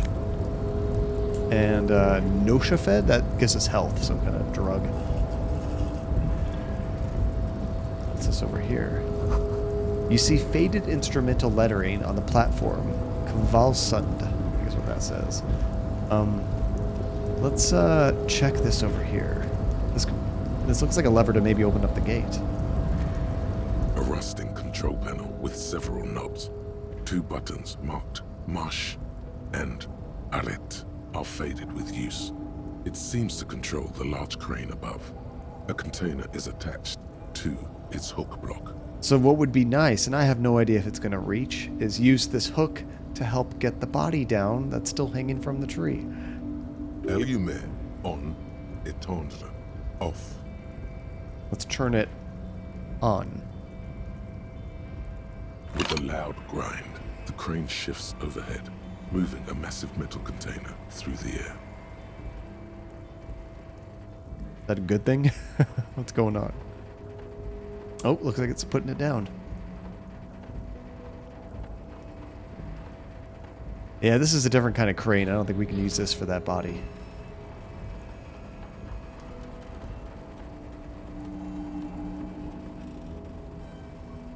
Goodness, looks like that was about to break.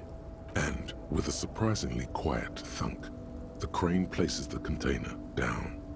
This crane was built with a purpose, which has now been fulfilled. To move this container. But what's inside the container? Who can say? All you know is, it's special. We should go check it out. I can't see how that was worth the wreckers, except for seeing the crane in action, which I admit was satisfying. Let's see if we can go over there and check it out now that I put it down. It's just right here. Let's go ahead and save, just in case. Before you stands a cargo container, just one of many in the yard. I think there's something special about this, Lieutenant. You do? Because I don't. Wait, why not? There are 1 million containers here. Why are you fixating on this one? It was hanging from the crane. Why did they leave it up there? You just picked one out because you wanted to interact with a cargo container. Hey, you're right. We are not here to interact with containers. We are here to get the body down from the tree. Let's knock on the door. No reply. Let's open the door. You attempt to turn the handle, to no avail. The doors seem to be mechanically locked. Darn it. To your left, the lieutenant considers your actions with some puzzlement. Okay, nothing more to do for now. We'll come back, Mr. Container. We can also walk over this way. Hey, we got some rope. Maybe we can use this for the body? Would this help us at all? A pile of cargo belts used for heavy lifting. One says vermilion. That looks like it might be the same kind of ropes used on the body. I'm not sure. There's a little briefcase over here. What do we have? Oh, it looks like it's locked or something. I don't know.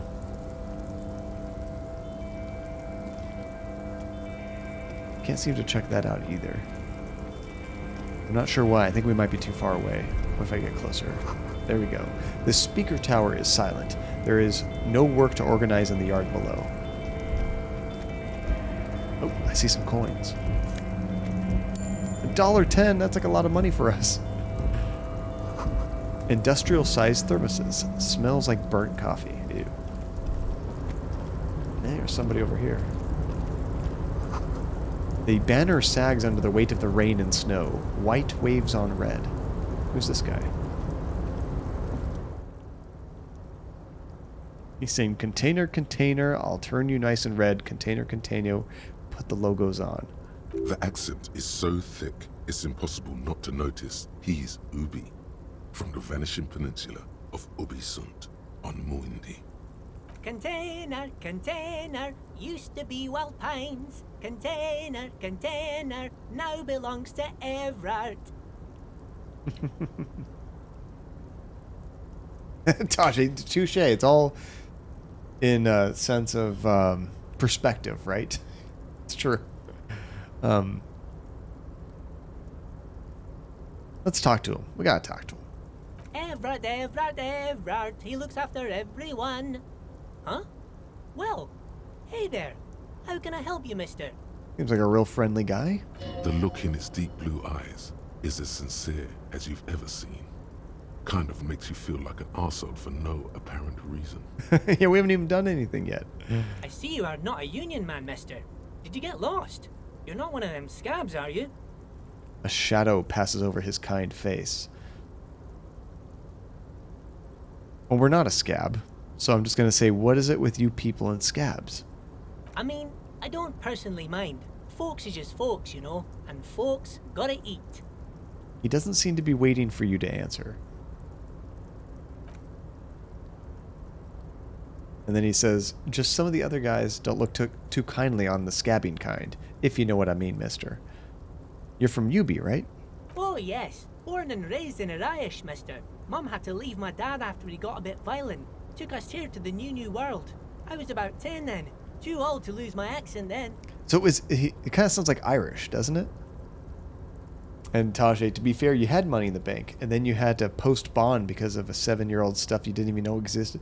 Oh, just recently, Tajay? Oh no, that sucks. People say us Ubis are up to all sorts of trouble with sheep and other animals and whatnot. I just want you to know there was never any of that where I come from. No, sir. Those are just nasty rumors. Thank you for clarifying that, sir. We didn't even ask about that. What are you doing with these containers? Oh, I'm just making some covers for them containers here. Yes, I am. Yes, I am. So it's easier for the crane operators to spot them. He waves at the containers towering behind him. Ooh, we have a bad check on that. That's if we want to ask him what's going on. Well, let's try it. It's a red check. We cannot retry it, but... we're not doing anything dangerous, I don't think. We have a slight chance. Everything is so pretty and red. You and Leo look like brothers as you glance around with similar childlike wonder. We failed that. Let's keep the amazement to our... Oh, no, let's tell him. Red is so much prettier than drab old green. Sure is, mister. Sure is. Really livens up the place. Yes, it does. Yes, it does. Oh, no, just old fees on a warrant from a long time ago? Though they sent you a letter saying your probation was finished and never mentioned I still have money. That sounds like it's on them. Hopefully they didn't charge you like extra without you actually getting more paperwork reminding you. Oh, dang. It'll be nice to get that done, though, won't it? I had to break this bonding moment, but the red containers mean they are replacing the company livery with the union livery, which means this strike isn't gonna stop anytime soon. He knows all about it, apparently. So where is everyone? The harbor is empty. Oh, most of the guys are down at the gates, keeping the scabs from coming in. He leans in with a confidential look. We're on a strike. The whole union is. You don't have to work when you're on strike. Ha! We haven't worked for 2 months now. Seriously, that's something you've pretty much like wiped from your mind, not thinking about it, and then boom, it comes right back. So no one is working? Not everyone is down there, of course. Mr. Everard is in his office, where he always is. And Jean-Luc is guarding the gate. He pauses to think. But Titus and his boys got into some drunken trouble and Everard sent them on a nice vacation. For a week or so. He stops, but seems eager to tell you more. I got something to tell you. Jean-Luc is no longer guarding the gate. What kind of trouble did this Titus and his friends get into? Oh, I'm not really supposed to talk about that. That's union business. He smiles and leans closer. Him and his boys stirred up something in town. Probably drank too much and got into a fight or something. I heard Mr. Everard telling him to take some time off. I like this guy. He's cool. Don't go all bad cop on this simple, friendly fellow. No. Really? Did they kill someone? No, I don't think they killed anyone. Let's better talk about something else. Titus and his boys do good work. I don't want to get them in trouble over a little drinking. Do you work here? Assuming. Yes, yes. Everybody needs a job, and this is mine. I'm Leonard, by the way. Leonard Bellick. But everyone calls me Leo. The little man raises his hand in a welcoming gesture. I'm like Mr. Everett's right-hand man when Mr. Edgar is out of town, and Mr. Edgar's right-hand man when Mr. Everett is away. Actually, Miss Beaufort is the right-hand man, but she's a lady. Oh, not a lady. Who is this, Miss Beaufort? The lieutenant looks up at Leo. A real pretty lady with a skin like those douce sucre candy bars my missus likes so much. Them are real nice to suckle on once the dinner is done and me and the missus sit down beside the radio. But I can't listen to the radio all the time. There's so much to do around here, and I'm always busy keeping things running here. Yes, I am. Yes, I am. Stay on this Miss Beaufort topic. Hold on. Who's this Miss Beaufort you mentioned? Oh, Lizzie. She is a real sharp tool. Mr. Everard put her through some fancy school and everything, east of the river. 4 years she was gone, and when she came back, she was all fancy and lawyerly. Ooh, lawyerly. But she's a real nice girl. Grew up in this here neighborhood. Knows everybody and gets along with everyone. Real pillar of the community one day. So I'm other sure. people should have information about her. For a fraction of a second, there's sadness in his eyes. If me missus and me was to have a child, I'd be real happy if she turned out like her. But she can't have kids. Oh, that sucks. Dr. Lemaitre said so, and she knows about such things. Been a doctor for almost 50 years she has. Whoa. He sighs and falls silent, watching you meekly with his blue, blue eyes. I think you're doing a great job around here, Leo. Yes, this place really seems to run like clockwork. Keep it up, Leo. The lieutenant smiles at the little man. Well, thanks a lot. Coming from you, it means a lot, really. You didn't think it was possible, but the smile becomes even wider. Sometimes I feel some of the guys don't really get how much I bust my ass for them here. But you guys are alright. The white rectangle on your clothes might not mean an awful lot in Martinez, but the recognition from an authority figure made Leo's day. Here we go. Are you the Leo who wrote the note to make more banners? Oh, yes, yes. I leave all kinds of notes for myself. That old head of mine ain't so good at keeping things in no more. I almost forgot about the borscht. What was that about the borscht?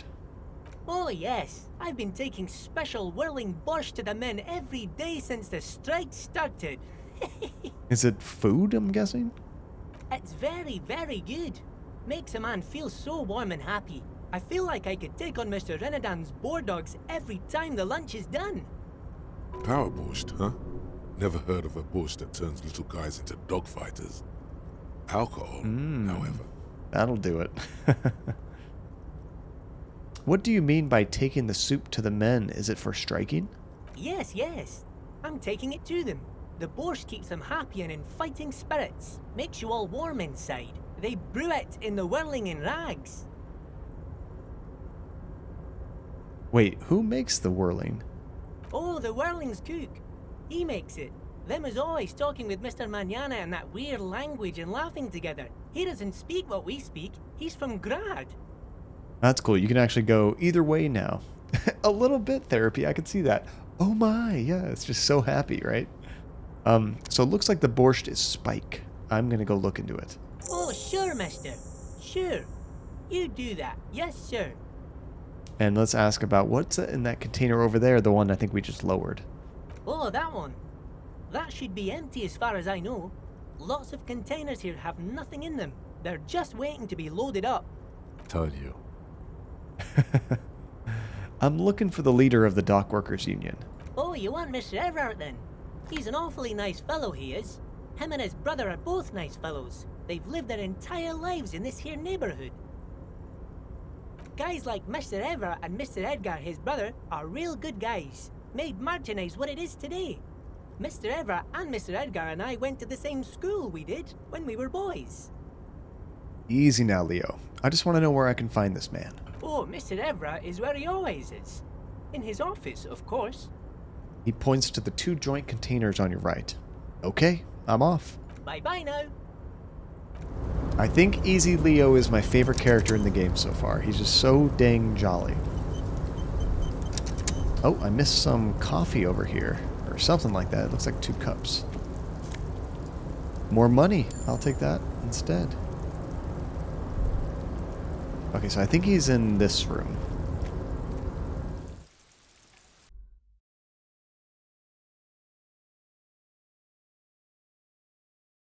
Oh, the game tells me most people set up for bed at 2100 hours, which is in 4 hours in the game. But it says everyone's in bed by 2 in the morning. So I guess we should probably go to bed too at that time. The coffee in the giant warehouse is still lukewarm. A stair made of pellets leading up.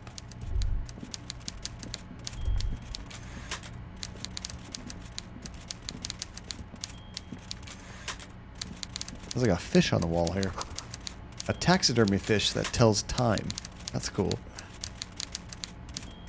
Before you is a walrus of a man seated behind a large desk. He looks up from his work, not the least bit surprised to see you. A walrus of a man. With great effort, he straightens himself up in his chair, yet says nothing. He simply stares at you.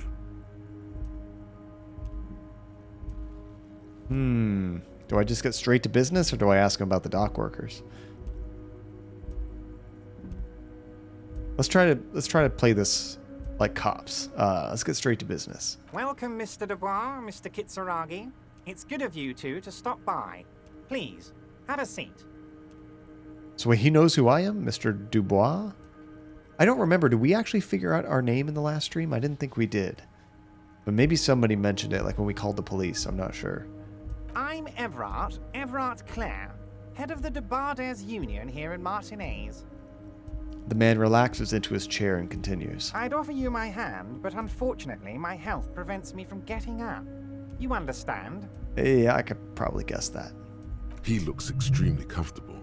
The tiny folding chair, on the other hand, looks like a torture device. Of course, look at his chair compared to these. You go ahead, detective. The lieutenant nods at you, then the chair. Whatever he has in store for you, it can't be good, he thinks. I'll do my best. Forget about that. What's with this Dubois stuff? You're getting some seriously bad vibes from that name. Uh-oh. Do I ask him, why are you calling me Dubois? Because we don't really know the name, I don't think. Or maybe that'll key him in that we don't know who we are and he's going to take advantage of us. Let's say I'd rather stand. Please, Mr. Dubois, let us converse in a civilized manner, as equals. Take a seat. I insist. I don't sit. It's kind of my thing. I love that. Let's try that. Very well, Mr. Dubois. I respect a man with strong convictions. As he nods, his multiple chins move like ocean waves. I've done that before. It could be like Penguin, right, Hasifa? Just needs like one of those canes he can use to attack Batman. And a top hat, of course. I, too, have convictions. One of which is that I will not engage with any man who won't face me at eye level. Ah, crap. Should you find yourself more amenable in the future, I'd gladly resume our conversation. But until then, I'm afraid I must ask you to leave. You're no Titan of Felician, buddy. He's got you in a fork. Sit down or leave. All right, we'll take a seat. We'll take a seat. Excellent, Mr. Dubois. I can see that you're a reasonable man, and reasonable men can be of great use to one another. He gives you a sly wink. Damn, this chair is uncomfortable. It remains serious. So tell me, how can the head of the Debarders Union help a representative of the Revachol Citizens Militia today? The chair you're sitting on has got to be the most uncomfortable chair in the world. We just took damage. It's violating your backside. Oh no. Yeah, we took damage just from sitting in this chair. Oh, by the way, I heard you got a rather rude reception from a certain Lawrence Gart. Some people have no manners, it pains me to say. This should take care of that nonsense. He points to a giant novelty check on his desk. It's absolutely comically huge.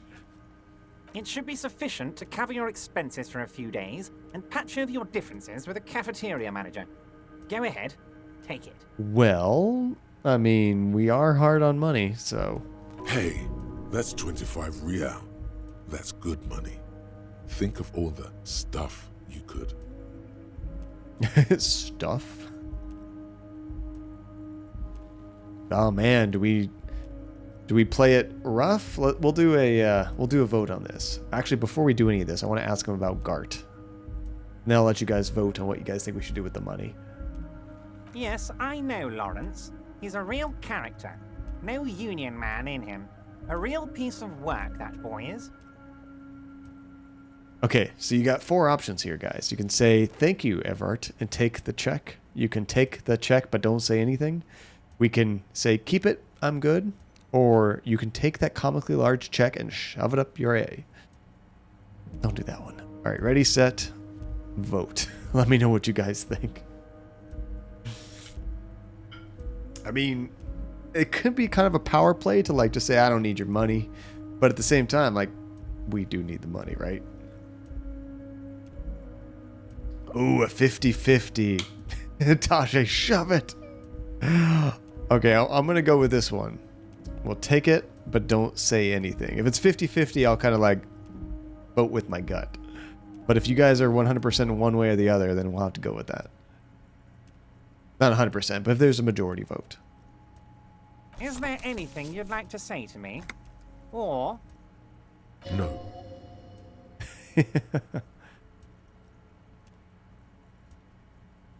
No, it's cool.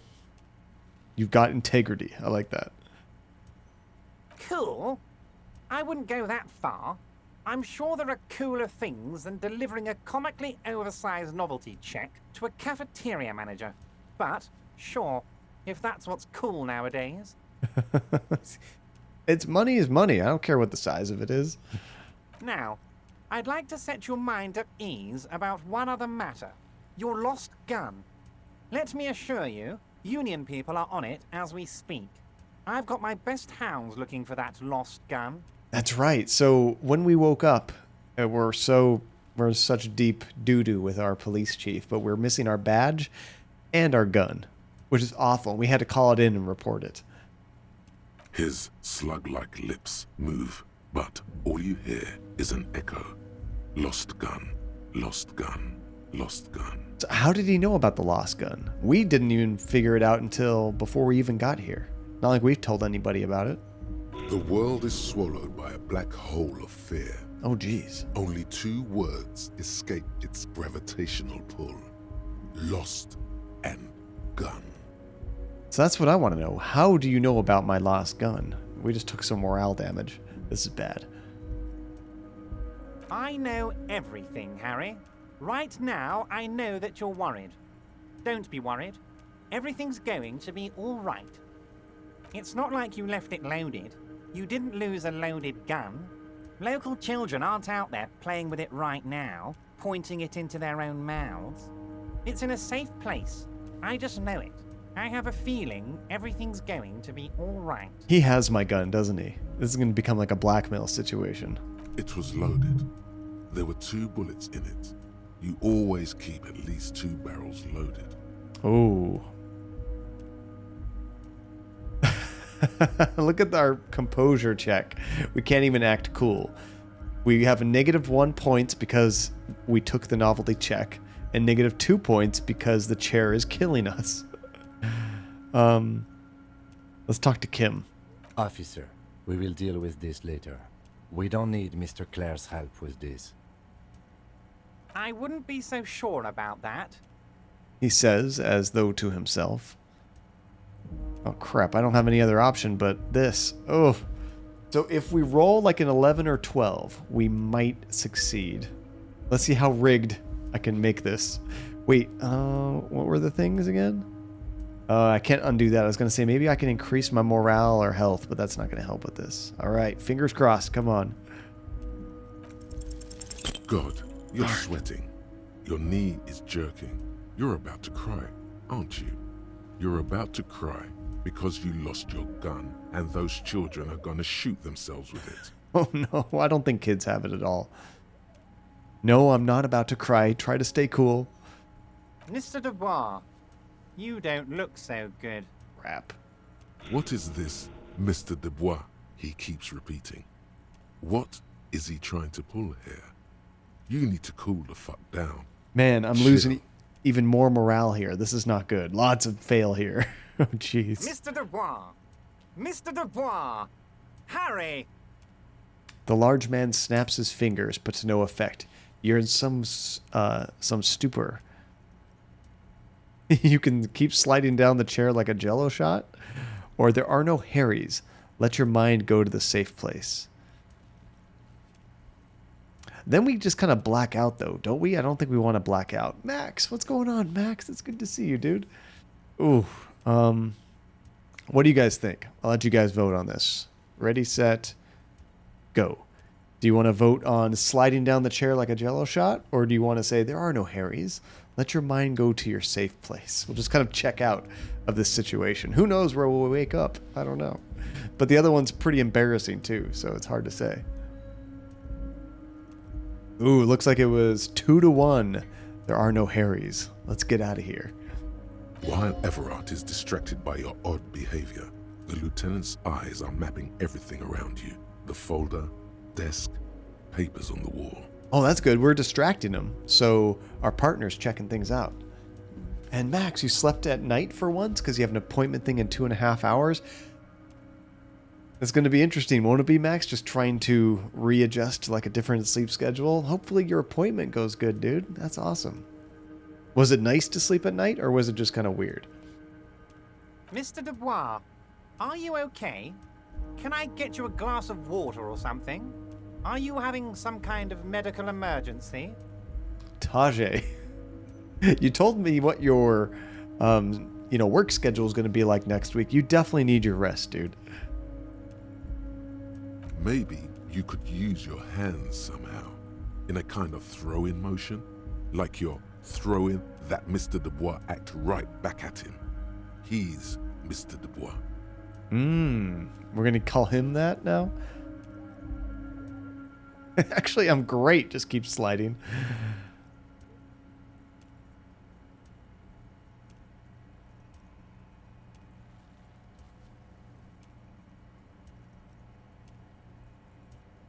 No, I'm as good as it gets, Mr. Dubois, as we vaguely gesture our hands above our head. I guess we could do that. I don't know what would be a good choice here. Let's try that. Don't be dramatic. I can see your condition isn't terminal. Darn it. What an odd demonstration of... you got me, Harry. I don't even know what. As entertaining as it was, I'm afraid we're wasting our time. And I'm an extremely busy man, as I'm sure you are too. Oh, that's awesome, Max. The cables came in, but they barely reached the GPU roof. Hey, that just means less cable management, right? Or is there not enough length to actually manage it correctly? Okay, enough. We are here to ask you some questions pertaining to a murder investigation. Quick, here's your window. Get yourself together and ask him questions. Police officer questions. They did need some force. Oh, hopefully they can hold up. It is about time to stop embarrassing yourself. Questions will help you regain some of your lost dignity. Okay, now it's time to turn the tables here.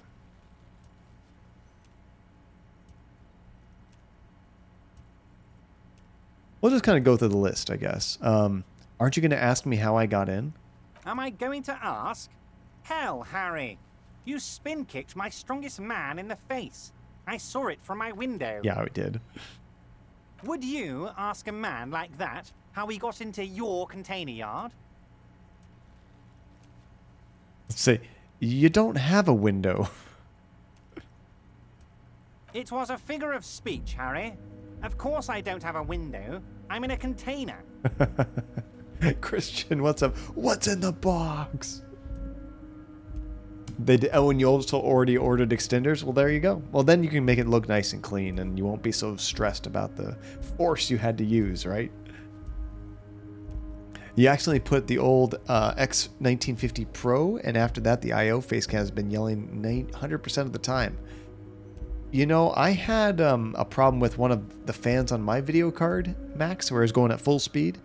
The GPU had two fans, and one of them wasn't spinning. So I think the drivers knew that, so it caused the other one to go 100% of the time. So do I, Christian. It's such a good movie. If you haven't seen it yet, check out that movie 7. Such a good movie. Morgan Freeman, Brad Pitt. Another name I don't want to say. Oh, it's a case fan, so it started acting up right after you put the GPU in? Oh, that sucks. That's weird. Yeah, I wonder if it's like a weird voltage problem that the GPU's causing. It's strange that that would cause that to start happening. Anyway, I assure you, I am a very well-informed man. Information reaches me before I even get the chance to request it. Okay, so you called me Mr. Dubois. Why? Of course. Let us dispatch with the formalities. You call me Everard, I call you Harry. That's what the hanged corpse called you. Harry. So is that really my name? Oh, that's all that we can say. So that's really my name? My God, so it's true. I didn't want to believe it, but you are a fantastic science fiction amnesiac cop, aren't you? What are the odds of that? I think the odds of that are very low. My memory's fine. I'm just testing you. Nah, we'll say it's true. My memory is a bit hazy. Well, he's trying to make a lie, though, so maybe we should play along with what Kim's saying. We'll say it's fine. So good to hear that, Harry. Apparently, my sources were wrong. However, if you did have a spot of memory trouble, I could help you out with my big fat folder. Are you trying to tell me you've gotten hold of some of our documents? The lieutenant inspects Everett over his spectacles. Mr. Kitsuragi, would you mind? Me and Harry are talking about his lost identity right now. Let's see, since you need the 880 GT to reinstall the OS or go to recovery, since the 7950 doesn't show boot screen at all, that sucks. Do you think your video card's just dead?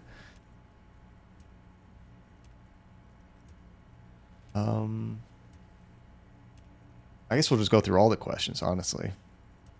Let's get this straight. What is my full name? It's Harry. Harry Dubois. You feel like a Dubois, but you don't feel like a Harry. Strange.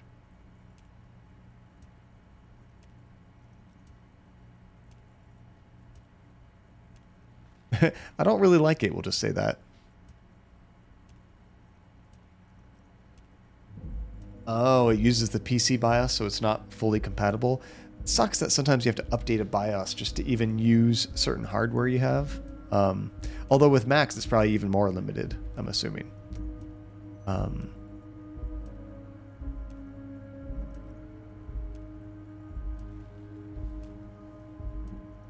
We'll say I feel like a Dubois, but not quite like a Harry. Something longer. Sure, okay. You're Harold. Harmon. Haroldamus? But that's not what the record says. The record says Harry Dubois, a real man's name. I love that. I want to be Haroldamus. That sounds great. Skywalker, that's perfect. All you get is my eternal love, right? The lieutenant covers his face and sighs audibly. Honestly, some people can't even buy a gaming PC now. Actually, if you're still there, Phantasma, you did a good job of getting one when you could, because now GPUs are still so hard to get. A lot of folks can't even buy a pre-built computer. They're even being sold out all the time. It's really cutthroat out there. Mr. Kitsuragi doesn't seem even slightly empathetic to your memory loss, Harry. I, however, wish to help you any way I can.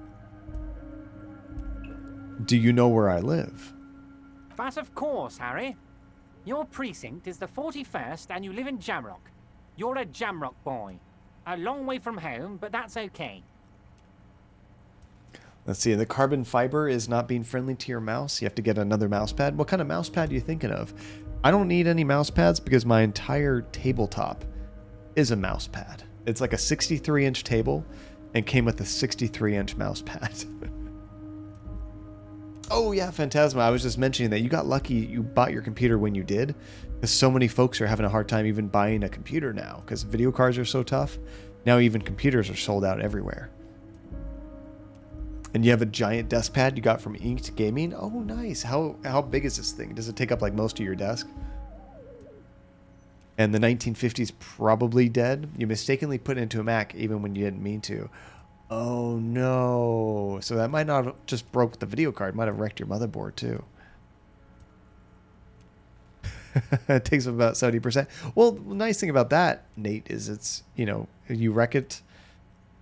Some of these can be washed, so you might try that. But luckily it's like not the desk itself, so you can swap that out. This one can be swapped out, but it's really expensive for a mouse pad because of the size of it.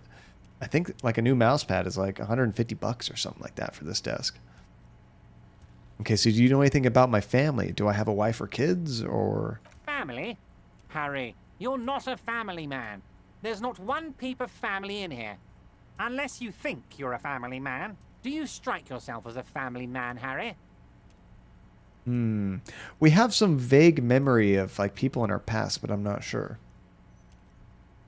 Yeah, I've never tried washing this one, but we've done a pretty good job, Nate, of keeping it clean. But sometime I'll try throwing it in the wash or just rinsing it off and scrubbing it down. And your desk has a carbon fiber laminate on it. You'll likely pick up one of those big gaming mouse pads as well. You looked at a few on Amazon and already figured you'd wait and see if you needed it or not. That's the best thing to do, is just try out what you got, see if you want more.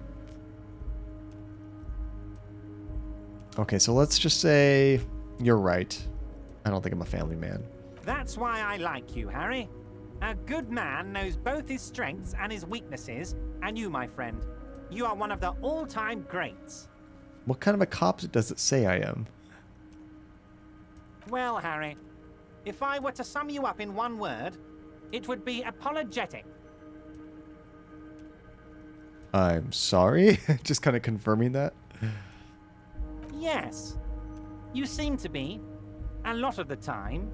But right now, there's no reason to be. Let loose a little. Be you. Now here's a big one. Where did you get that folder? Ah, this? My friends in your organization gave it to me, Harry. Wait, from my police precinct? I find that very suspicious. May I have a look? Yeah, you know, there are some mouses, Taji, they actually can work on glass, but just depends on the laser, of course. I'm afraid this is meant for Union eyes only, Mr. Kitsuragi. I'm sure you understand. Please continue, Harry. That doesn't make any sense. Why is information about me Union only? Let's go ahead. Oh, well, it's doing better. We have a 42% chance of using our drama to say, have another look at that folder.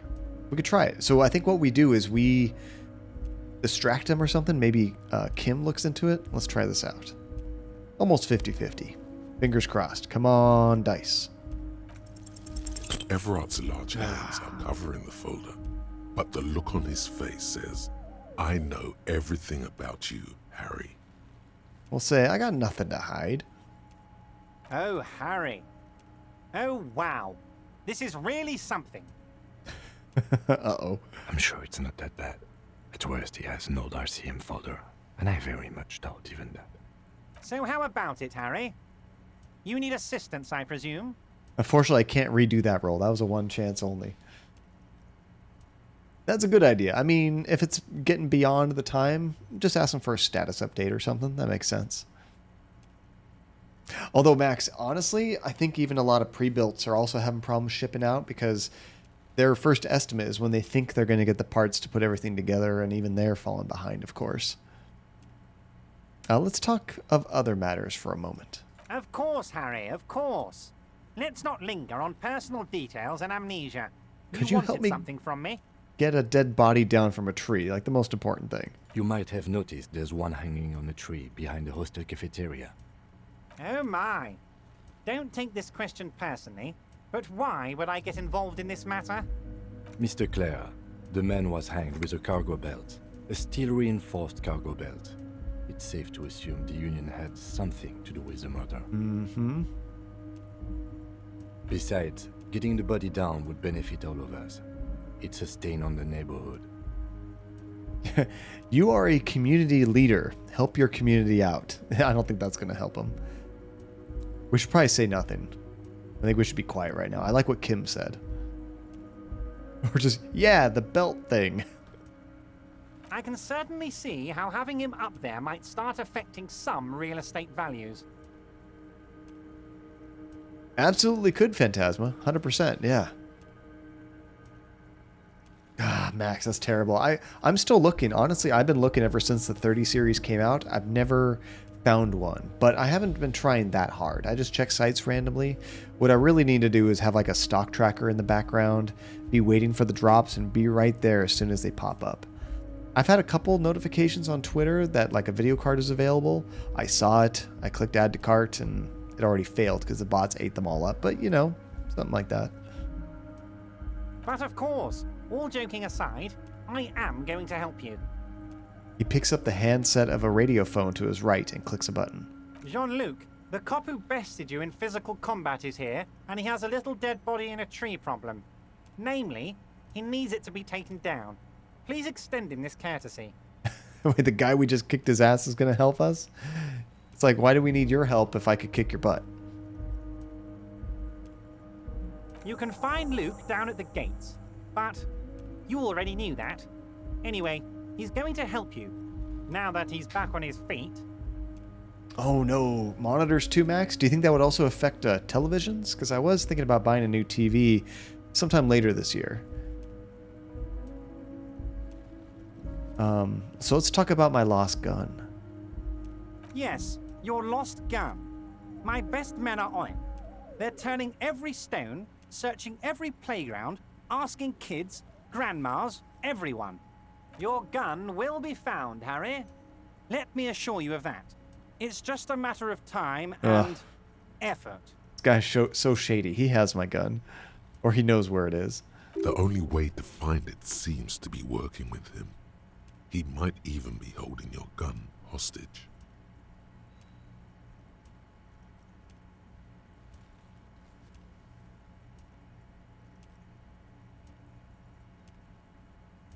I don't care about my gun. Keep it. I know, it would be so nice when you just got it, Phantasma. You can stop worrying about when is it going to come, or is there an issue? I'll say, hold on, could he really hold my gun hostage? Who knows? Only one thing is certain. If you work with him, you're going to get it back. And working with him might be the only way to do it. Okay, well, let's say, does this mean if I do things for you, I will get my gun back? Damn it, Harry. That's exactly what it means. I'm only kidding, of course. Wait, what? He is not. Of course. I understand. We help you, you help us. And I want to talk about the hanging, too. Oh, of course. That's your main thing here. That's why you're in Martinez. I know everything that goes on around here, and I would love to help you like I'm helping you with the body and your lost gun. I mean, it's no secret that the lynching is connected to the strike.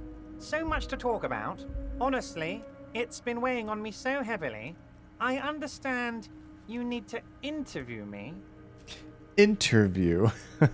I sense there's a but. But there's a thing that's been keeping me up at night. I want to talk about the hanging. I mean, if we could just calmly talk, exchange information, we could blow this thing wide open. Yes, that sounds good. Let's do that. But I can't think straight with this thing weighing on me. You're police officers, aren't you? I have a crazy idea. You guys are basically door-opening machines. Incredibly talented at opening doors. Door-opening machines?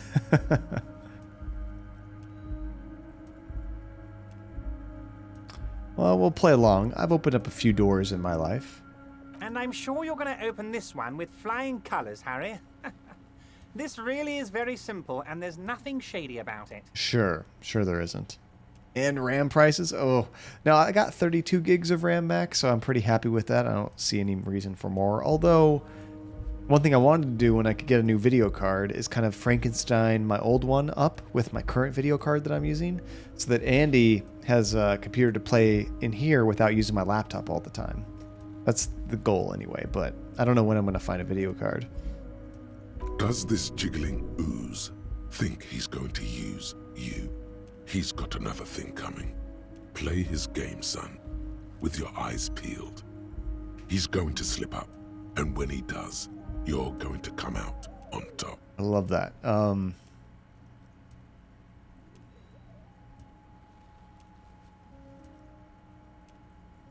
So why don't you just open it yourself? We'll ask him that. It could be max, but I also have the goal of upgrading what I currently have. So why not just do that and then take that 2080 Super and put that in there, which will be way better than getting the 1660, and then I still don't have the upgrade in my computer, I suppose. It's like, I'll just reuse what I have. No need to get something that is just for that one task. Because honestly, the video card in the laptop, even though because it's a laptop, it's not quite as powerful, it's still doing a great job. It has a 2070 in there. So it's playing all the games we've been playing mostly just fine. You could just hear it going nuts with the fans and everything. So, and it's not that convenient putting it someplace nice out of the way in this room. It'd be nice to have a computer in the corner just kind of tucked away that you don't notice it, but it's all plugged up and ready to go. But yeah, why don't you just open that yourself? Harry, I'm a very busy man, and more importantly, I don't have that extraordinary physique you do. You look like you could run around all day. We do spin kick your guards into submission. Oh yeah, I mean, it's still great. Fantastic card. I just would rather reuse mine and get my upgrade and then not have to worry about that. Although the one in Andy's computer is I think she has a 1080. What was that? It's not a 1080 Ti. I guess maybe it's just a regular 1080, and that one works. That one works really well for her, but that's in her desktop in the other room. You want to send someone a message that the police are working for you.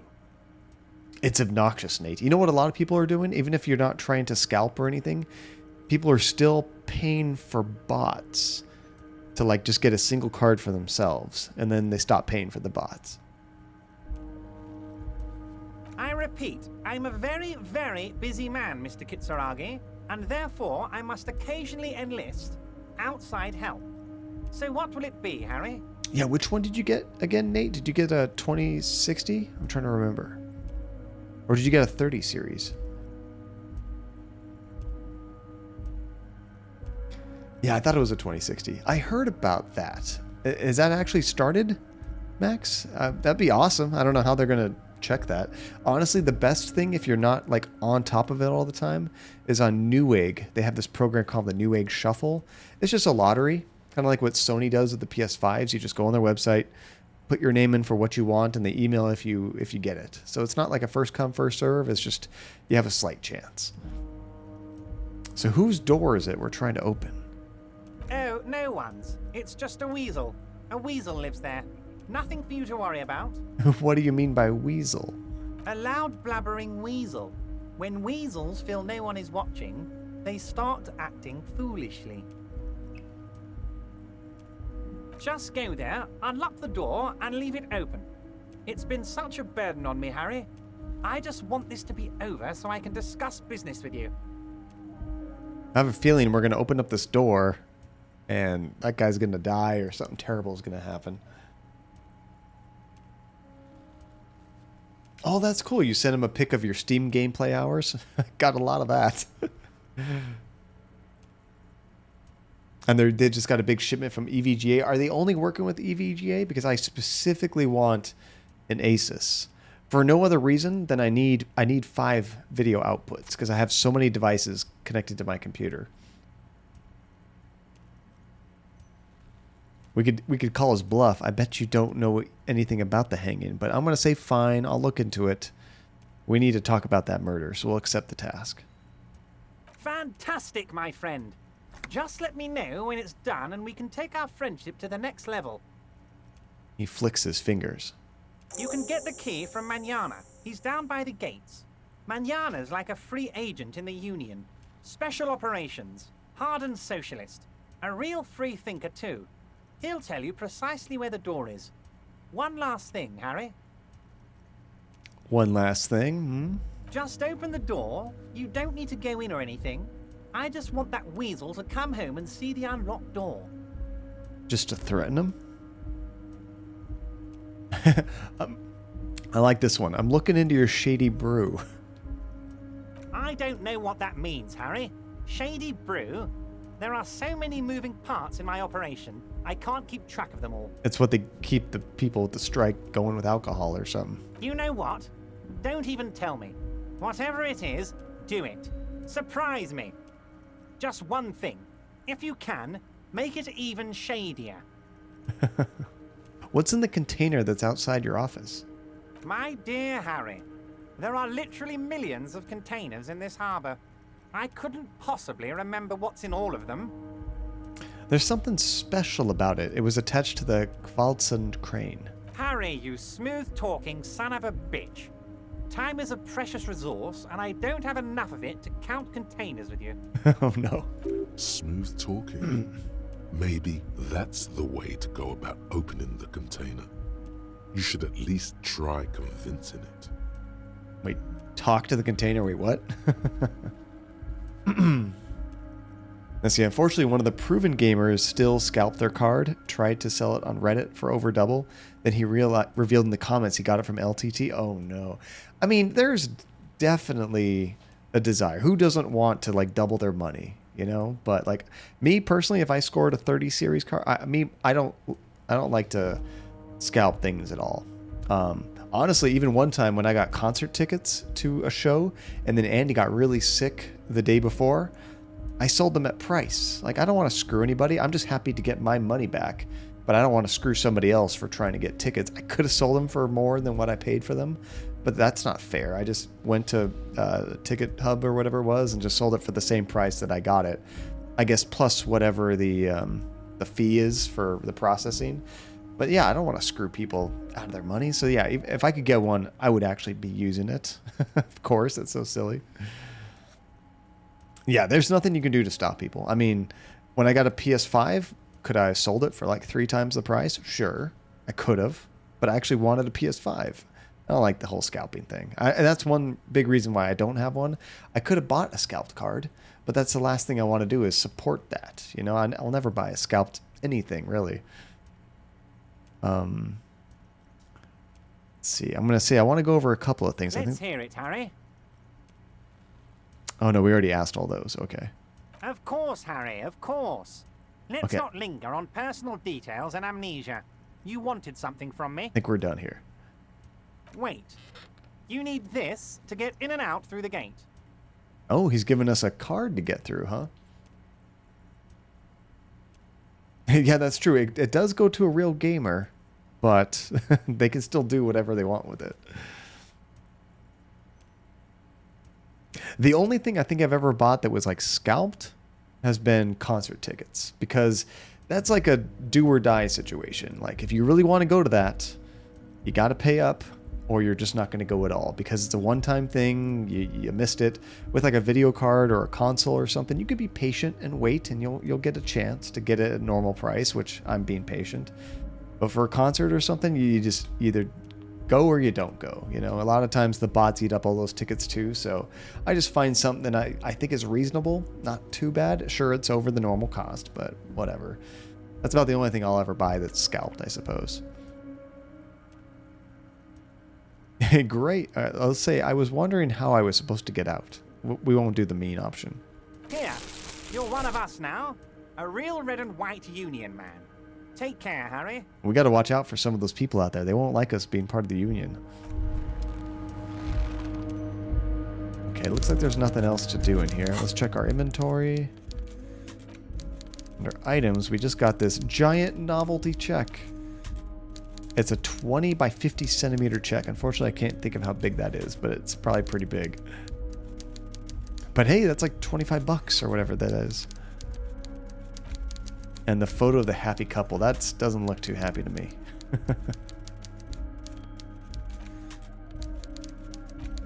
You know, I don't think I ever looked at this yellow mug. I should check this out. It's just a racist mug. What's there to read here? Not much. There's quite a lot to read into here, actually. Look at all the content. Oh boy, here we go. What are you going to say about a broken, tossed-away mug that you dug out of the garbage? I love how you could go into details of random items you pick up.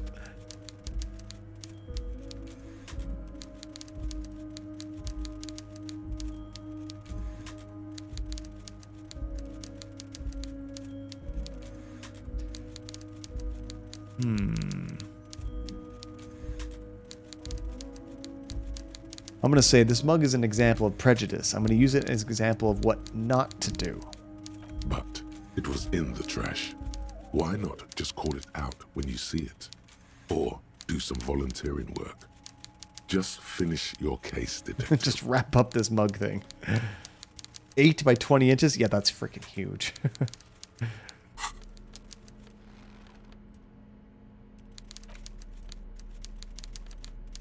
See, I thought we just got something else too, but I don't see the ticket.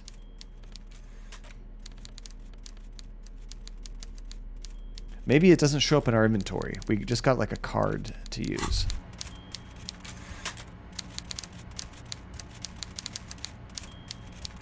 Uh-oh.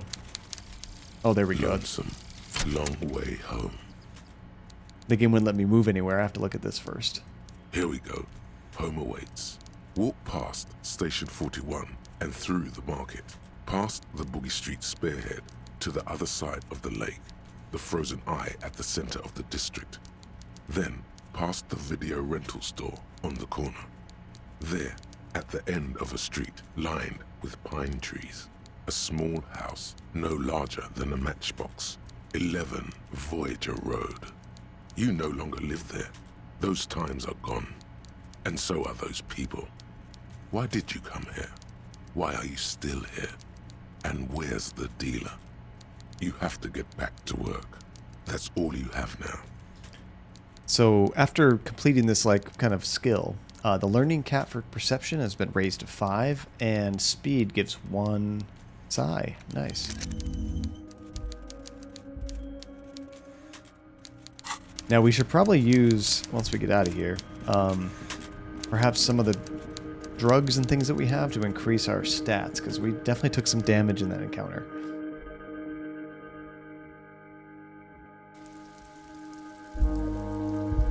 Oh, that sucks. They couldn't get rid of that. And that, I mean, well, another thing, it sucks that they're using these video cards to mine. I just wish NVIDIA would come out with a video card that is better at mining than the graphics cards are. You know, like something that it can't play games very well, but it does a great job at mining. So maybe they can spend their money on that rather than the video cards. And I thought they were coming out with something like that, but I still thought the video cards were technically still better at it, you know? And the shipyard ahead is oddly quiet. The great machines are sleeping. We should probably save it. So let's go to our inventory. We have some items I thought that increased our skills, but I forget what this is. The CMPs, that's it. Nobody will buy them because when crypto crashes again, the resale. That's true. Then you have no value at all in the cards. Kind of forgot about that. Yeah, where are those items that we got that help our skills?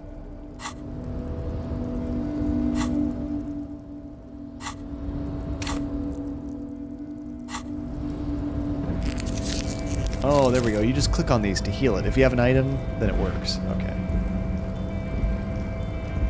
That's actually pretty easy. I don't have to go through an inventory and look at a bunch of small little items.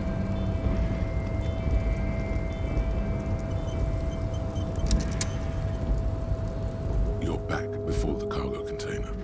Its drawer has not lessened since you were last here. If anything, it seems to have grown slightly. Oh, man. This is a white check. We can redo this, but we're going to try to use our rhetoric and convince the door to open. We have a 3% chance of doing this. Come on, rigged. Let's do this. Why are you even trying to open a door with rhetoric? We got snake eyes. Because getting physical wasn't an option. Because what wasn't an option? Using my body over my wits. I'll say never mind. We'll say that. Now is not the time to get philosophical, detective. You can do that after hours. Darn it. But they tried, though. You couldn't install older drivers to remove the mining limit, and it was a handshake between the driver and the BIOS. Well, only needed one major F-up with a compatible beta driver. Those things are just so hard for anybody to, like, keep track of everything and make sure everything's foolproof, so I feel them. That sucks, but at least they tried. At least they did something.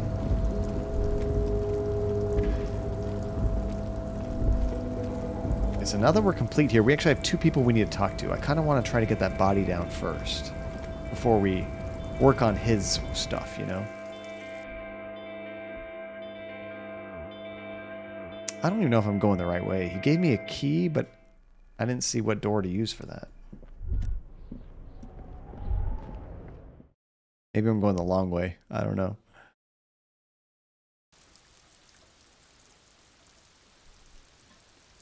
You get around pretty quick in the game, though, so that's nice. Wait. Was he going to be here, or did I have to talk to... Yeah, maybe I have to talk to him here. After we kicked his butt. Let's ask him to help with that body. Do not presume this has drastically altered our race dynamic. I knocked you out like a god of martial arts. It was just something I had to do. Our personal dynamic has changed. A little. So Everett told me you can help get the body down from the tree. So it was. You bested me in race combat to reach my superior, then had him give me an order. I salute your cunning, enemy. I will go and remove the body from the tree with my bare hands. Yeah, I'm sure they would have found some way to get around it regardless. People are very resourceful when it comes to that stuff. Well, it's midnight. You have to be up in 6 hours, dude. Get some good sleep, Tajay. Hopefully your crazy work schedule doesn't run you down too much and we can see you again on Thursday. Get some good rest and, you know, if you don't have time to jump into Valheim, I will understand. Get your sleep. But if not, maybe I'll see you in game later. All right, take care, dude. You're so noble, Measurehead. But while I am gone, someone must stand guard on the bridge. That someone needs to be you. Both of you. Hey, I don't like that. How about one of us stays here? We need someone to watch him. Lieutenant, what if we don't want to do that? This is the uncomfortable result of not taking it on ourselves. I can live with a compromise. Listen to your little friend. He is wise in his childlike way. His mysterious race may yet prove fierce competition to my heroic haplogroup. Okay, we'll wait here, I suppose. Now, luckily, Tajay, I don't think the hogs need to be fed. I don't think they die, but they also don't reproduce. So, like, whatever you had, I think that'll still be there when you come back. Assuming a monster doesn't come and try to trash the place, I think the rest should be fine. Okay, we'll tell them we'll wait here. Babe, see that they stay here the whole time. This is really interesting. Get some sleep, Tajay. Thank you so much for dropping in, dude.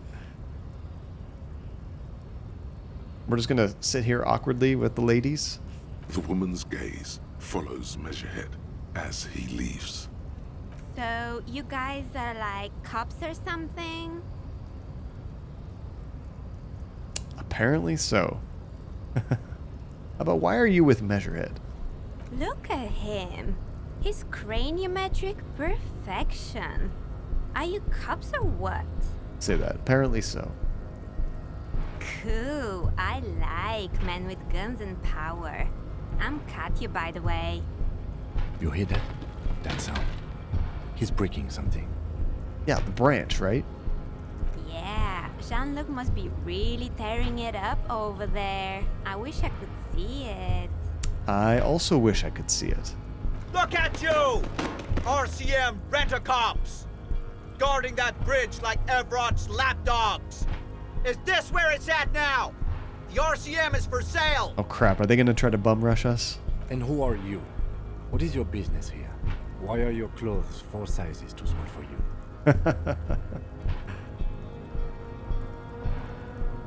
We'll just say that's none of your business.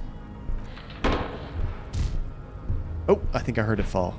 A shrill laughter interrupts you, echoing across Martinez. It's Kuno. Oh no, I forgot about Kuno. So Kuno is like this jerk little kid that was throwing stuff at the dead body. I bet this guy might smash Kuno if he pisses him off. The man turns to look behind him at the behemoth appearing around the corner, approaching him, walking past him. Hopefully we don't find a dead Kuno. I mean, he was a jerk kid, but he didn't need to die.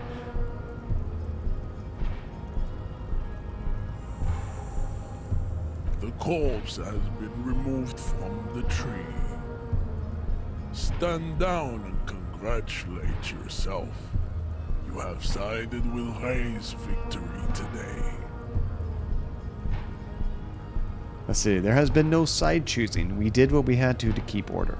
And what you had to do was to become a Union man for all to see. Okay, let's go check out that body. I'm scared of what might have happened to it with him working. And Kuno. I don't know what happened to Kuno either.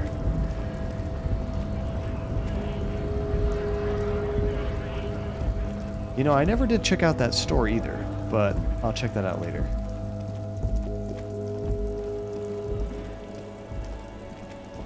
It's just around the corner here.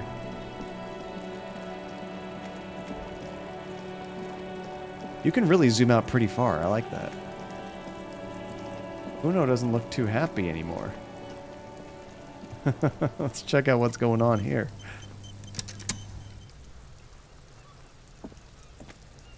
You missed a good show before. A kid came by and completely fucked the tree to pieces. Okay, he's not dead. That's good. He fucked the tree up! Fucked it good! It was porno! I wish I'd been here to see it. Now I have some questions. Shoot that shit at Kuno, Pigonaut. Oh, we could try our empathy. We have a 42% chance of succeeding here. Let's try it out.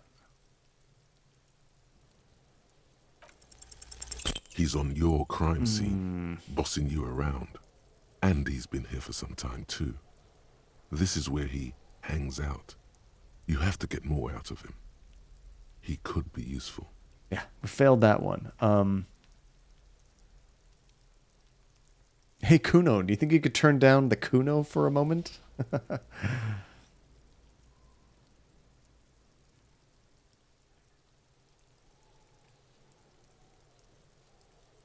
How about this? Kuno, you must have seen all kinds of things throwing stones here. Do you want to help RCM bust a murderer? Fuck no. What are you? Fucking mentally handicapped? Crap, that didn't work. Kuno, they've almost made you a snitch now. Ease off, see? Kuno always takes the bullet over the hammer. Let's see. Okay, I want to discuss the body with you. The fuck about it? Where's the rest of the armor? Kuno doesn't give a shit about the armor. How come? Kuno's fuck gimp's got one big thing wrong with him. He's a fucking mutant. A mutant? Look at him.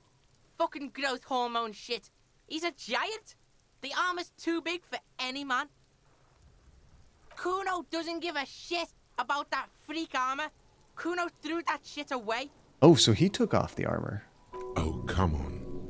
He's just pretending that he doesn't care because he's too small for the armor. You're just too small for the armor. Get the fuck out of here trying to fuck on me with that midget shit. Kuno's 12. He's huge. Oh, huge 12-year-old. Oh, have a good night, Nate. We'll be wrapping up things pretty soon. You take care, dude. Thank you for hanging out. Appreciate it as always. What are you? Fucking 80? When Kuno's 80, Kuno can fit 4 of you in Kuno. Fuck out of here. Trying to fuck on Kuno. Fuck out of here. So what do you mean you threw it away? Kuno tried to get the helmet on. It was too big. You just told me you weren't too small. Kuno kicked that shit in the sea, rugby style. That shit means nothing to Kuno. You threw it in the sea? Yeah, that shit means nothing to Kuno. Kuno doesn't give a shit about material shit. Kuno's a fucking monk. Sure you are. You wanna fuck on someone about that armor? Go fuck the mustached union fuck. The jolly troubadour shit at the gate. What do you mean troubadour? Yeah, cock in boot. You know that jolly union cow fucker? Came around talking about cows or some shit. Came around pretending like he cares about cows. Wait, is that our buddy that we like? I don't know if that's who he's talking about. So yeah, he's the one you want to talk to. He's fucking crazy about that armor shit. Coming here pretending like he likes cows.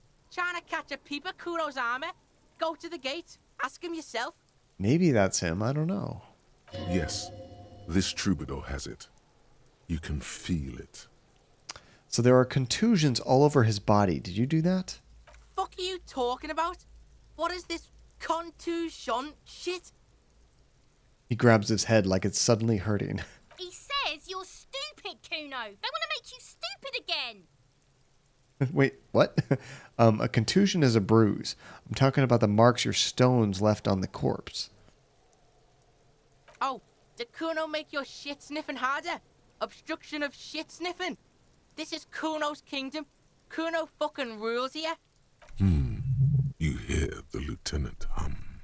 What you thinking, Lieutenant?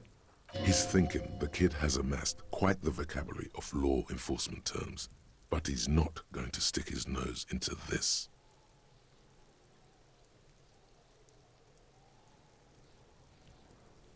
I like that. Me and my partner are wondering, where did you pick up so many police terms? Me and my partner are wondering, do you guys puff Peter? Kuno erupts into laughter, pointing his finger at you, then Kim, then back at you. An unfortunate choice of words, the lieutenant from Precinct 57 thinks. He looks at the harbor walls looming overhead. He could use a cigarette right about now. Okay, I think we're out of options for this, so we'll back out. You're testing Kuno's patience here. Get lost. So we have more questions about the crime scene, though. Yeah? The kingdom of Kuno? The fuck do you want with it? So the dead man clothes were in the trash container. How did they get there? Yeah, Kuno doesn't know shit about that. That shit is beneath Kuno. So I need to know. It could lead to the investigation. Someone may have tampered with the murder scene. Listen. Kuno doesn't care about this small-time shit. Just listen. Kuno saw what you did there, dumpster diving. Sad shit. We were dumpster diving. Kuno could hook you up with some sweet rags. Shit like Kuno's wearing. Your size, good price. 500 real. 500? Yeah, we don't have that kind of money.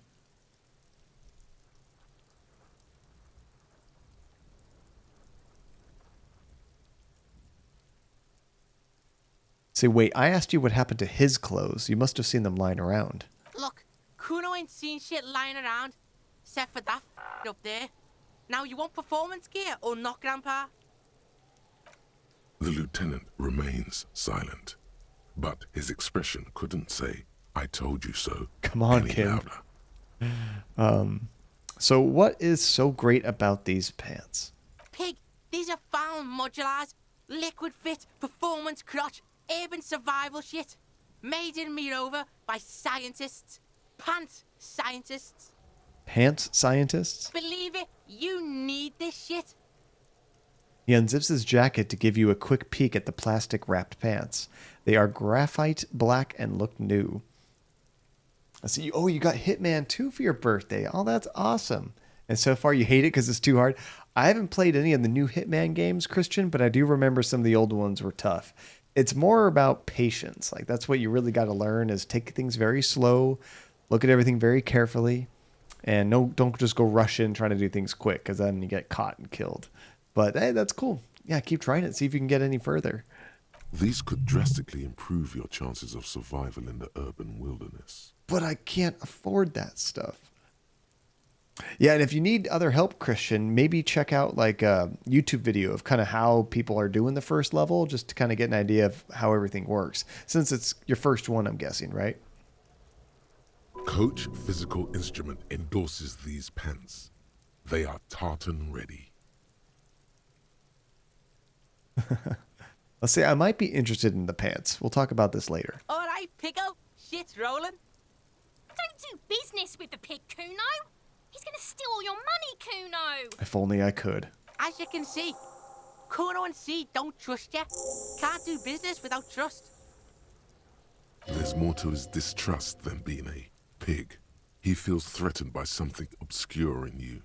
What that is, however, remains a puzzle for now. Oh, we can show him that mug we found in the trash. The fuck? A mug in the trash. Is this about the fucking clothes again?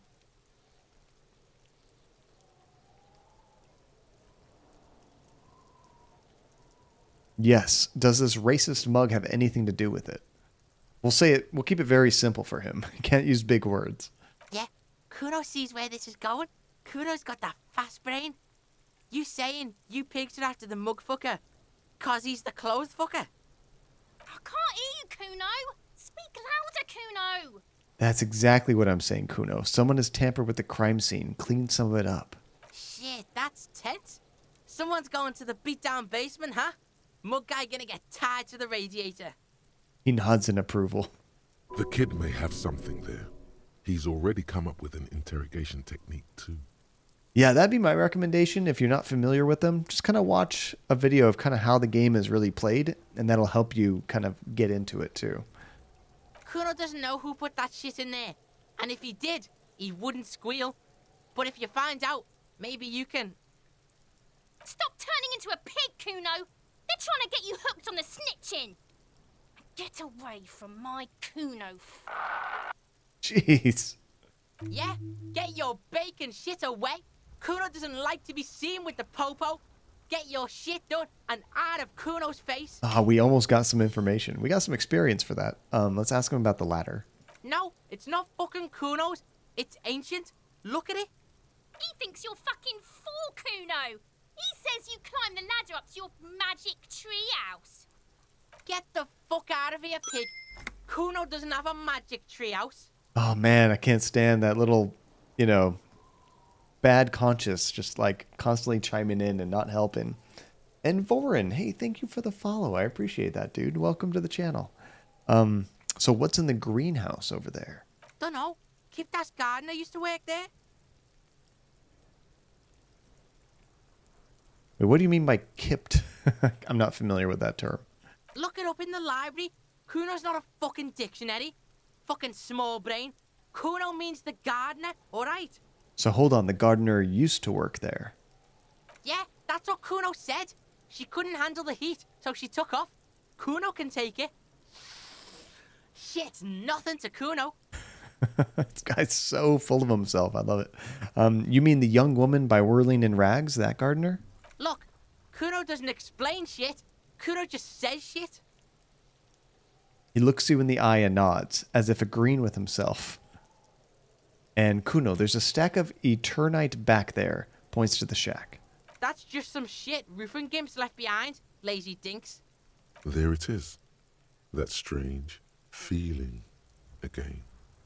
As if there was more than meets the eye about that pile of roofing material. We tried to get through that, but we weren't able to. I failed.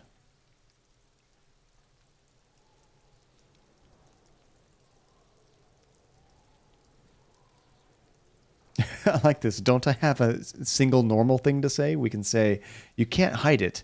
I see without vision, with my inner eye. Kuno's not going to care about that. We could say, so you say, but I saw past the veil. Or, yes, some shit gimps left behind. Were those gimps left-handed? Let's do that. That's a random thing that he might actually respond to. The fuck are you talking about? Kuno doesn't know what handed gimps they were? No. Trying to get you to talk gimp, Kuno. Don't talk.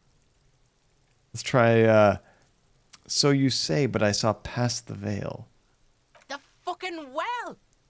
The fuck are you talking about? Ask me a normal question, pig! No, I'm going to do another weird one. They're trying to make you feel stupid, Kuno. You glance again at the roofing material in front of the shack.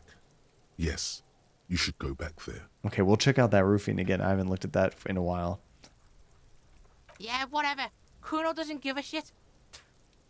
Okay, I think we're done talking to Kuno for now. Kuno doesn't fucking care. Now, before we do anything else with the body, maybe we should probably do that first. We could check that later. The body's kind of the most important thing right now, isn't it? Let's go ahead and save it. The corpse lies on the ground among the remains of an absolutely demolished pinewood branch. It's gently laid on one side. That's gross. You could say it's beautiful? Why? Let's say it's down. Mr. Measurehead has done a good job. Nothing is too broken or compromised. The victim is ready for a field autopsy. That's right, we have some paperwork for that, don't we? Field autopsy. Yes. 1. Investigation of the scene. 2. Initial examination of the victim. 3. Field autopsy. 4. Transportation of the body to the morgue. We are on number 3. The fuck are they on about? Get out of here, Kuno. Cop's gonna cut his shit up. Yeah, so don't we have someone else for this, like a doctor? No, you and I are detectives. The honorary rank of detective signifies our ability to handle the entire incident chain. Really? From autopsy to cleanup to social work, everything. That's definitely different from where we're used to. Honorary rank of detective? Hold on. An honor and a burden attached to your rank once you've proven yourself able. Usually after 5 to 8 years of field work. Mine is lieutenant detective. All right, yes, I feel like a detective. You are. Your station would not have assigned you on this case if you weren't. Now, the way I see it, He looks at the corpse with some disgust. it's either this, or we complete the initial interviews. We already met Everard, that only leaves the Wild Pines representative. There's one in town, negotiating the strike. She could have information. I'll just say no need for distraction. Let's do this. The lieutenant adjusts his glasses and takes a deep breath. First, what exactly is a field autopsy? Come on, officer. You know what a field autopsy is. You've done 100 of them. Let's get in there. I don't know what I'm doing. There truly is a time for everything, even for yellow gardening gloves. However, they are lacking hygienically. I suggest you get in there in limited capacity. You mean take off my gloves completely? I don't know. What do you mean? I mean when I need you to. Until then, I should handle physical contact, and you should take notes. Okay, much better. I like that idea. So we just fill this in, right? Show him the red field autopsy form in your ledger? That's right. You knew it because you inspected your ledger. The lieutenant is relieved you know the protocol. Phew, thank God we finally did like something kind of correct for being clueless and like not remembering anything. Okay, let's open the ledger at the field autopsy The dead form. man stares in silence as you crack open the ledger. The bright red paper is covered in boxes and lists, describing the condition of his skin and organs in 3 parts. Ew. Above those, an 11-field info form needs filling out first. It begins with, Let's jump ahead to part 3. No, do it all, John. Begin. Assistant. That's you. Harry Dubois. That's what we believe our name is. Maybe it's something more than Harry, but we'll just go by Harry. the corpse is indifferent to your scribblings, just lies there. The next box says, Coroner's case number. KK57-0803.0815. Where the hell did you get that? Next. NA. Next. Name? We don't know who it is. Date of birth. NA. Age. Roughly 50. About 50. The corpse looks ageless, like meat on a hook. Race. Mondial. Write it down. The pudgy mess of curdled meat looks neither mondial nor anything other. Sex. Fucky! Kuno and Kuno S. Male. Holy cow, Vorin, thank you very much for the sub out of nowhere. Hold on. Hold on. Vorin with the subscription. Oh, I really appreciate that, Vorin. Little thing we do here in the stream, you see at the bottom, you got those like little characters down there. Everybody that follows the chat gets one of those or follows the stream. And I drop in these little tokens like that every time we get a sub or a cheer or something like that. And you guys can actually type !jump in the chat and your characters can jump up and grab them. What that does for you guys is you get extra tokens to the channel, which you can use to play sound effects. You can use them for giveaways. You can use them to customize the little characters down here. And you can also save up a whole bunch of them and use it to request a game for us to play, which is really fun. And Tegedy, how's it going? Thank you for the follow. I appreciate that. Okay. I like this. Write. No, let's not write that. Don't do that. We write mail. Right? Pig's gonna have to. We can just write whatever we hear. This is great. We'll do number 2. Nor does he look male, with his pregnant belly and indistinguishable face. I mean, I kind of got the idea that was a dude, but gotta check. And Max, did someone say bit? I did. I totally did. Max 1994. Thank you again for that cheer, dude. I appreciate that. Drop a couple more tokens in for you guys. Oh, a nice catch, Relentless.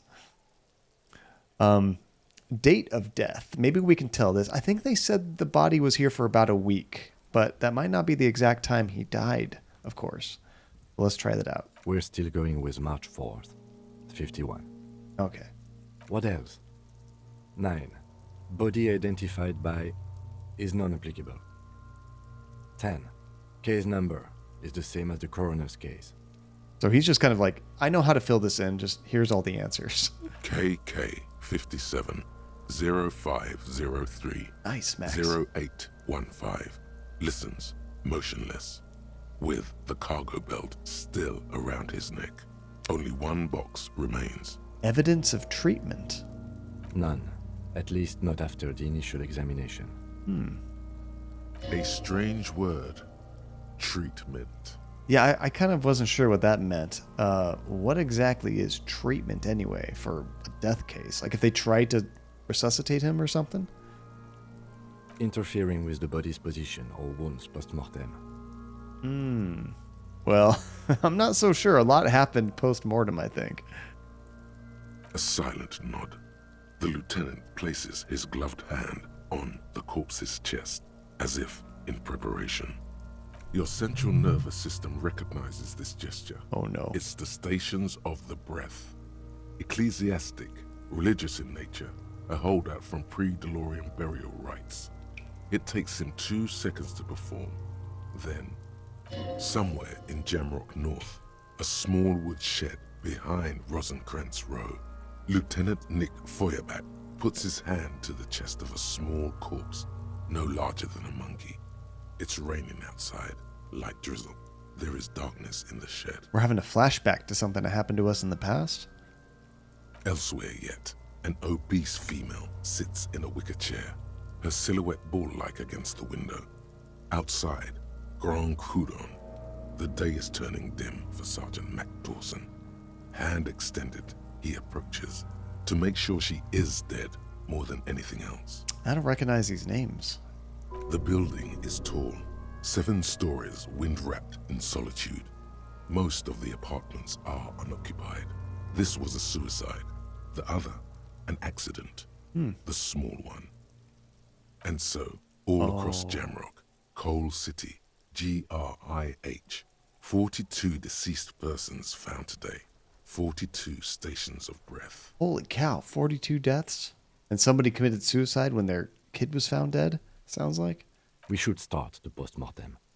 Turn the page. The corpse cannot feel Kim's hand on his chest. It no longer meaningfully interacts with its surroundings. A thicket of boxes and lists on red copier paper tries to answer why. I guess we'll just kind of do it in order. External examination summary. Clothes. The deceased wears armored boots and white briefs. The make of the briefs is Babrodine, I think. Let's see. He turns the body onto its side and checks the underwear label. See, it's happening. Why are they getting excited? Babrodine, yes. Inexpensive. Size M. Color white. The disappointment is palpable. The red-haired thing was expecting something more lurid. That description, the redhead thing.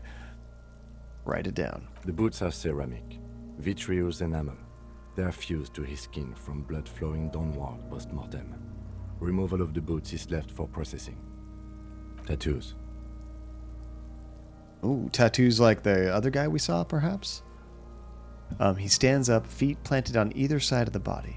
The upper torso is covered in a single, continuous tattoo, resembling a national pattern. It reaches from the right shoulder to the heart. The ink is blue and white. Yeah, is she used to using Max at all, Max? Because that would probably make the most sense for an upgrade, I would think. Really, I mean, especially for people that aren't very computer literate, you want to keep them working with whatever they're used to. The assistant has a color photograph of the markings to be added to the case files as document A1. The photo is taken on the scene using a Trigat Mini. What is a Trigat Mini? The deceased has a cargo lashing belt around his neck, tied with a hangman's knot. Color yellow. Length 3 meters. There is a buckle on the other end. Oh, that's really cool, Max. Well, then you got options, which is nice. I mean, me, I would probably just, because my mom's used to Windows, I would do that. Because it's also cheaper. Typically, Apple's going to be more expensive, but you know better. Well-nourished, athletically built, measuring 1.8 meters. Generally consistent with age, about 50. Preservation is good. Ambient temperature, below freezing. Wait, it's below freezing? Why is it raining? Wouldn't it be snowing then? Body hair is light brown. Distribution is consistent with age. The deceased had male pattern baldness. Hair is combed back, short. You can touch on the corpse's hair before moving on? Get some more details? The hair under your latex fingers feels cold to touch, wet. Stroke his hair gently. The stench is suffocating. Strands of dark brown hair start sticking to the latex of the glove, like no. thread off a rag doll's head. Oh, Voren, I really appreciate that. Thank you. Actually, we got some graphics made up for our kind of start screen and whatnot with much, much more retro-styled graphics. I love pixel art. It's just so cool to look at, and it still looks great in new games today that still utilize it. I dig it. I really appreciate that. So Max, she pretty much only uses Chrome, so the platform doesn't really matter other than finding a menu to shut the computer down. Pretty much, yeah. I mean, if she's like saving files and a few things like that, that might be a bit different, but if she's still picking up new systems, that shouldn't be an issue. I wonder why she doesn't want a laptop, though. I mean, you can still plug it into a monitor if you want, a bigger screen. Okay, we got to keep petting them. I don't know where this is going. More hair sticks to the glove. Hair off the rain-soaked head of a dead man. There are bumps and dips on the skull below. An alien landscape. Ah, the detail in these descriptions. There, dead man. You were someone's child. It's all over now. There, baby. The lieutenant watches you in silence. As you're being a weirdo. Okay, let's write it down. That was some sick shit, Sekopa. Relentless? Or Max? We might need a translation. Lividity is consistent with hanging. The head is congested. Contusions are present on the head, chest, and thighs, consistent with stones thrown. Low velocity. Fucking low velocity? You think Kuno doesn't know what you're talking about? Velocity was fucking max. I love that. Max? Huh? Like crazy? Oh, cool. Thank you. Talking shit about Kuno's velocity. I love that we're basically making fun of his rock throwing abilities. In addition, there are bite marks on the face, scalp, and chest, consistent with predation. So, like, just critters that was checking out the corpse, I guess? Write down but amend for high velocity. No, we're not going to do that. Just write it down. Ligature mark. The lieutenant produces a small folding knife. With the other hand pulling the belt, he starts cutting into the polyester. The stench is horrid. After a while, it's obvious the material cannot be cut. The steel wiring. There's too much of it. We need to remove the belt so we can get to the ligature mark. We're still missing that stupid belt. We haven't figured that out. We got him off the tree, but still got to deal with that. You got just the right tool for that. The chain cutters. That's right. You could say, oh yeah, I'm prepared, as we pet the chain cutters, or good thing we got these. I'll do that. He probably already thinks we're kind of a nutcase. Always good to think ahead. Now, he points to the rope squeezing the dead man's neck. We need to cut the belt to see the ligature mark below. Carefully, with as much precision as you can. I love it when they put things in extra quotes. See, my pig is gonna fuck his head off. Oh no. No, we got this. We're not going to do it. No, he ain't. Your pig's a boring fuck. Ooh, we don't have the best chances. It's above 50%, but not great. I would have thought that would have been better because our physical instrument's at 4.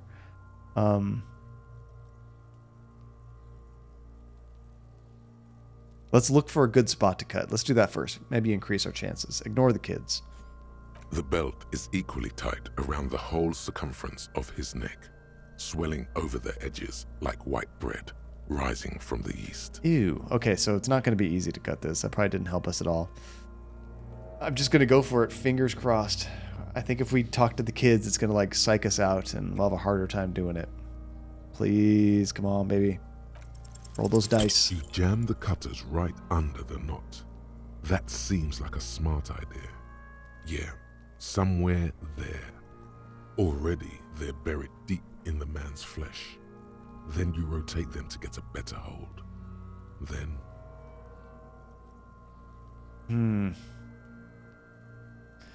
Okay, what do you guys think?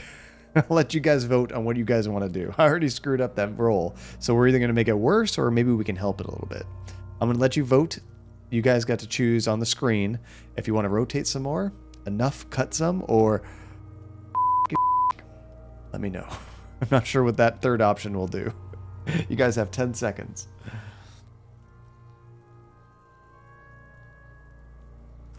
Yeah, I'm honestly, Max, I will be equally confused with any of them, so it's all good to me. Oh no, a 33% chance? Come on. Okay, I gotta pick. You guys all tied up. Everybody voted for a different one. I'm gonna go with...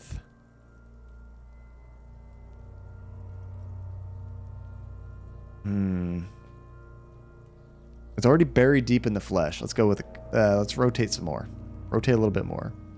A really, really bad smell is coming from there now. And oh, no. Some kind of cracking sound. Darn it. Okay, cut. Yeah, fuck him. Fuck that faggot. Corpse fucking time. These kids. Told you my pig was hardcore. Dang it. We're wrecking this corpse. I should have a go first. I think I have a strategy. No, give it back. I was just about to cut it off. No, let him work. He sinks the cutters into the knot, preparing to perform the cuts, with his elbow to his knee for precision. Yes, that's much better form than you had. Thank goodness, because we were doing terrible. Snap. The knot is slashed. Another cut, and the belt falls apart like a flower bouquet, revealing the dead man's neck and the dark red ligature mark around it. Hopefully we didn't do too much damage. Here. He hands you the chain cutters back and then kneels closer to the body, running his finger along the dark red groove until he comes to a gap.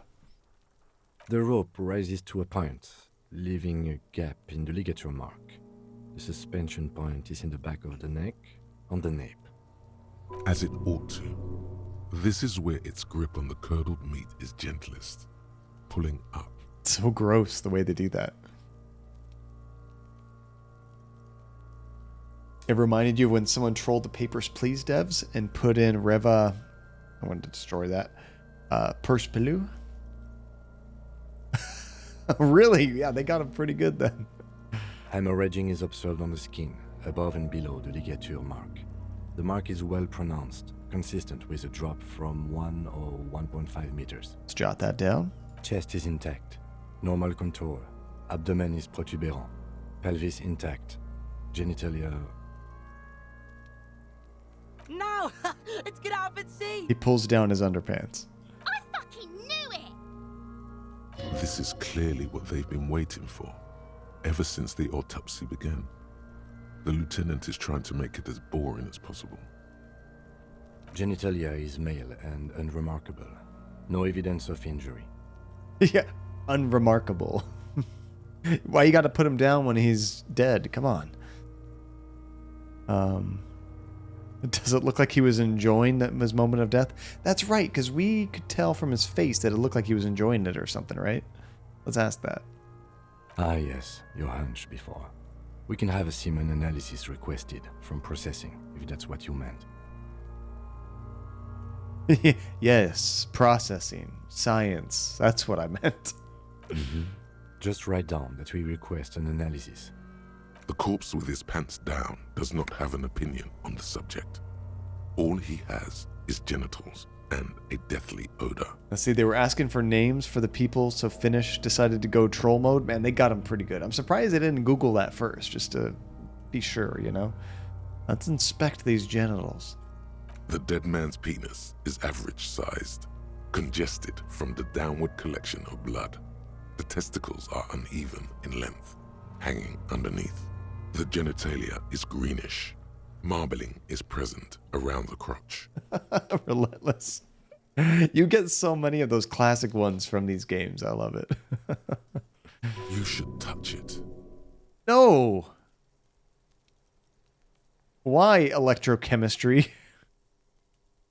I mean, I think these things typically happen because you could get something good from it, or it's going to help you. You could screw up a roll and butcher it, but why not? Doesn't feel like anything. A cold spot under your gardening gloves. Unremarkable and unalive. Kuno's going to freak out about this. My pig's so fucking ill right now. His voice swells with pride. Hey, we got some experience for poking it. Oh, your pig's pretty sick, I gotta say. Write it down. Add semen sample. Back is symmetrical and intact. Upper and lower extremities are intact, but asymmetrical. There are all combat injuries on the right hand, thigh, and hip. Bullets have bitten little pieces out of him. It must have been excruciating, especially the hip. Before you is a temple of pain that knew little tenderness in life. In addition, I see smaller, residual scars, too numerous to count, covering about 30% of his skin. Oh, so like old scars from the past, I guess. Tiny, how is it going, Tiny? It's good to see you. So this is the body of a soldier, a mercenary. We have a real museum here. Of battles, wars. Got it down. Last item, hands. He takes the man's right hand in his, inspects it, then moves on to the other hand. And we could pick up the hand. Or let's let the lieutenant work alone. Hands are clean. No sign of a recent struggle. Were you expecting any? I was. Maybe I'm just not seeing them. Honestly, this stench is making it hard for me to think at the moment. You're doing better than we did. We threw up all the time when we first found the corpse. Oh, just getting set up for work. Nice. Hopefully you have a nice, smooth, easy work day, Tiny. Working so close to the fumes coming from the corpse must be hard. You realize suddenly that the lieutenant has been barely keeping it together these past 2 items. Oh, maybe he's missing something. Maybe we should check that ourselves, actually. Ooh. That's all for the external. Well done. What next? Internal examination summary. Central nervous system. I have nothing. Do you have anything on this man's central nervous system? You don't even have a joke. Nope. Musculoskeletal. Purge fluid is coming from the mouth. Not injury related. Eyes and tongue protuberant. Hyoid bone. Let's see. With his eyes almost closed, the lieutenant puts his hand on the dead man's throat and begins to massage it, gently. Ew. A rotting smell erupts from the mouth. Purge fluid runs down his lips, black and viscous. Sounds like a horror movie, doesn't it?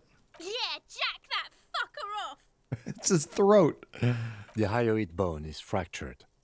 The rest of the musculoskeletal system is intact. Unremarkable. Respiratory system. Back hunched, as if in prayer, he begins to pry open the dead man's jaws, and he stops to exert more force. Both hands are used. Oral cavity shows no lesions. The victim has received dental implants, possibly after a combat wound. Mouth swollen. Hemorrhaging present in mucosa of the lips and mouth. From here, it looks as though the clown-faced man is screaming.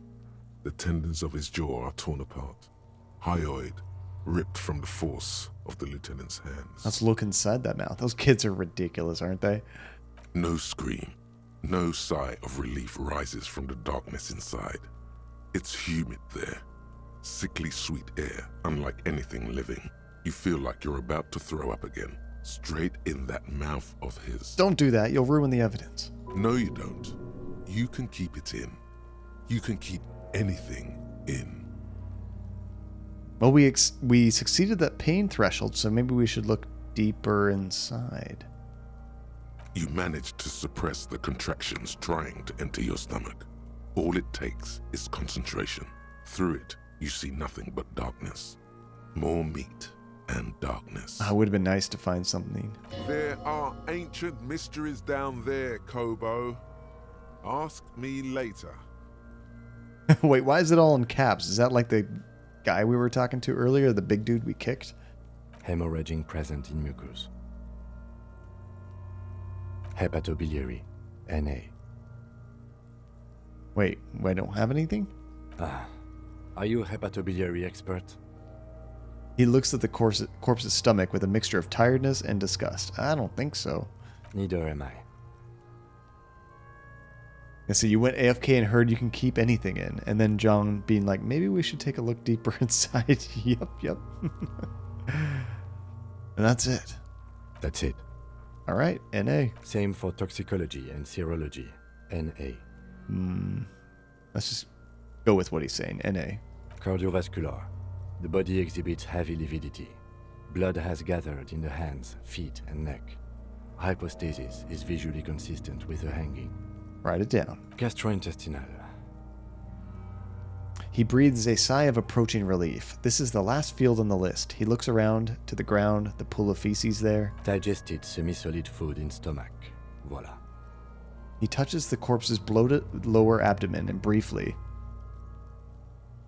write it down, omit the voila. What's next on the list? A description of injuries summary. Can I leave this and come back? I was going to say, we got to go pretty soon. I want to try to finish this up. Let's see. We have bite marks, contusions on the head and chest, and a ligature mark encircling the neck. You'll need 3 fields. Leave a 4th one too. Okay, well this might be a bit. The corpse lay slouched to the side, oblivious to its surroundings.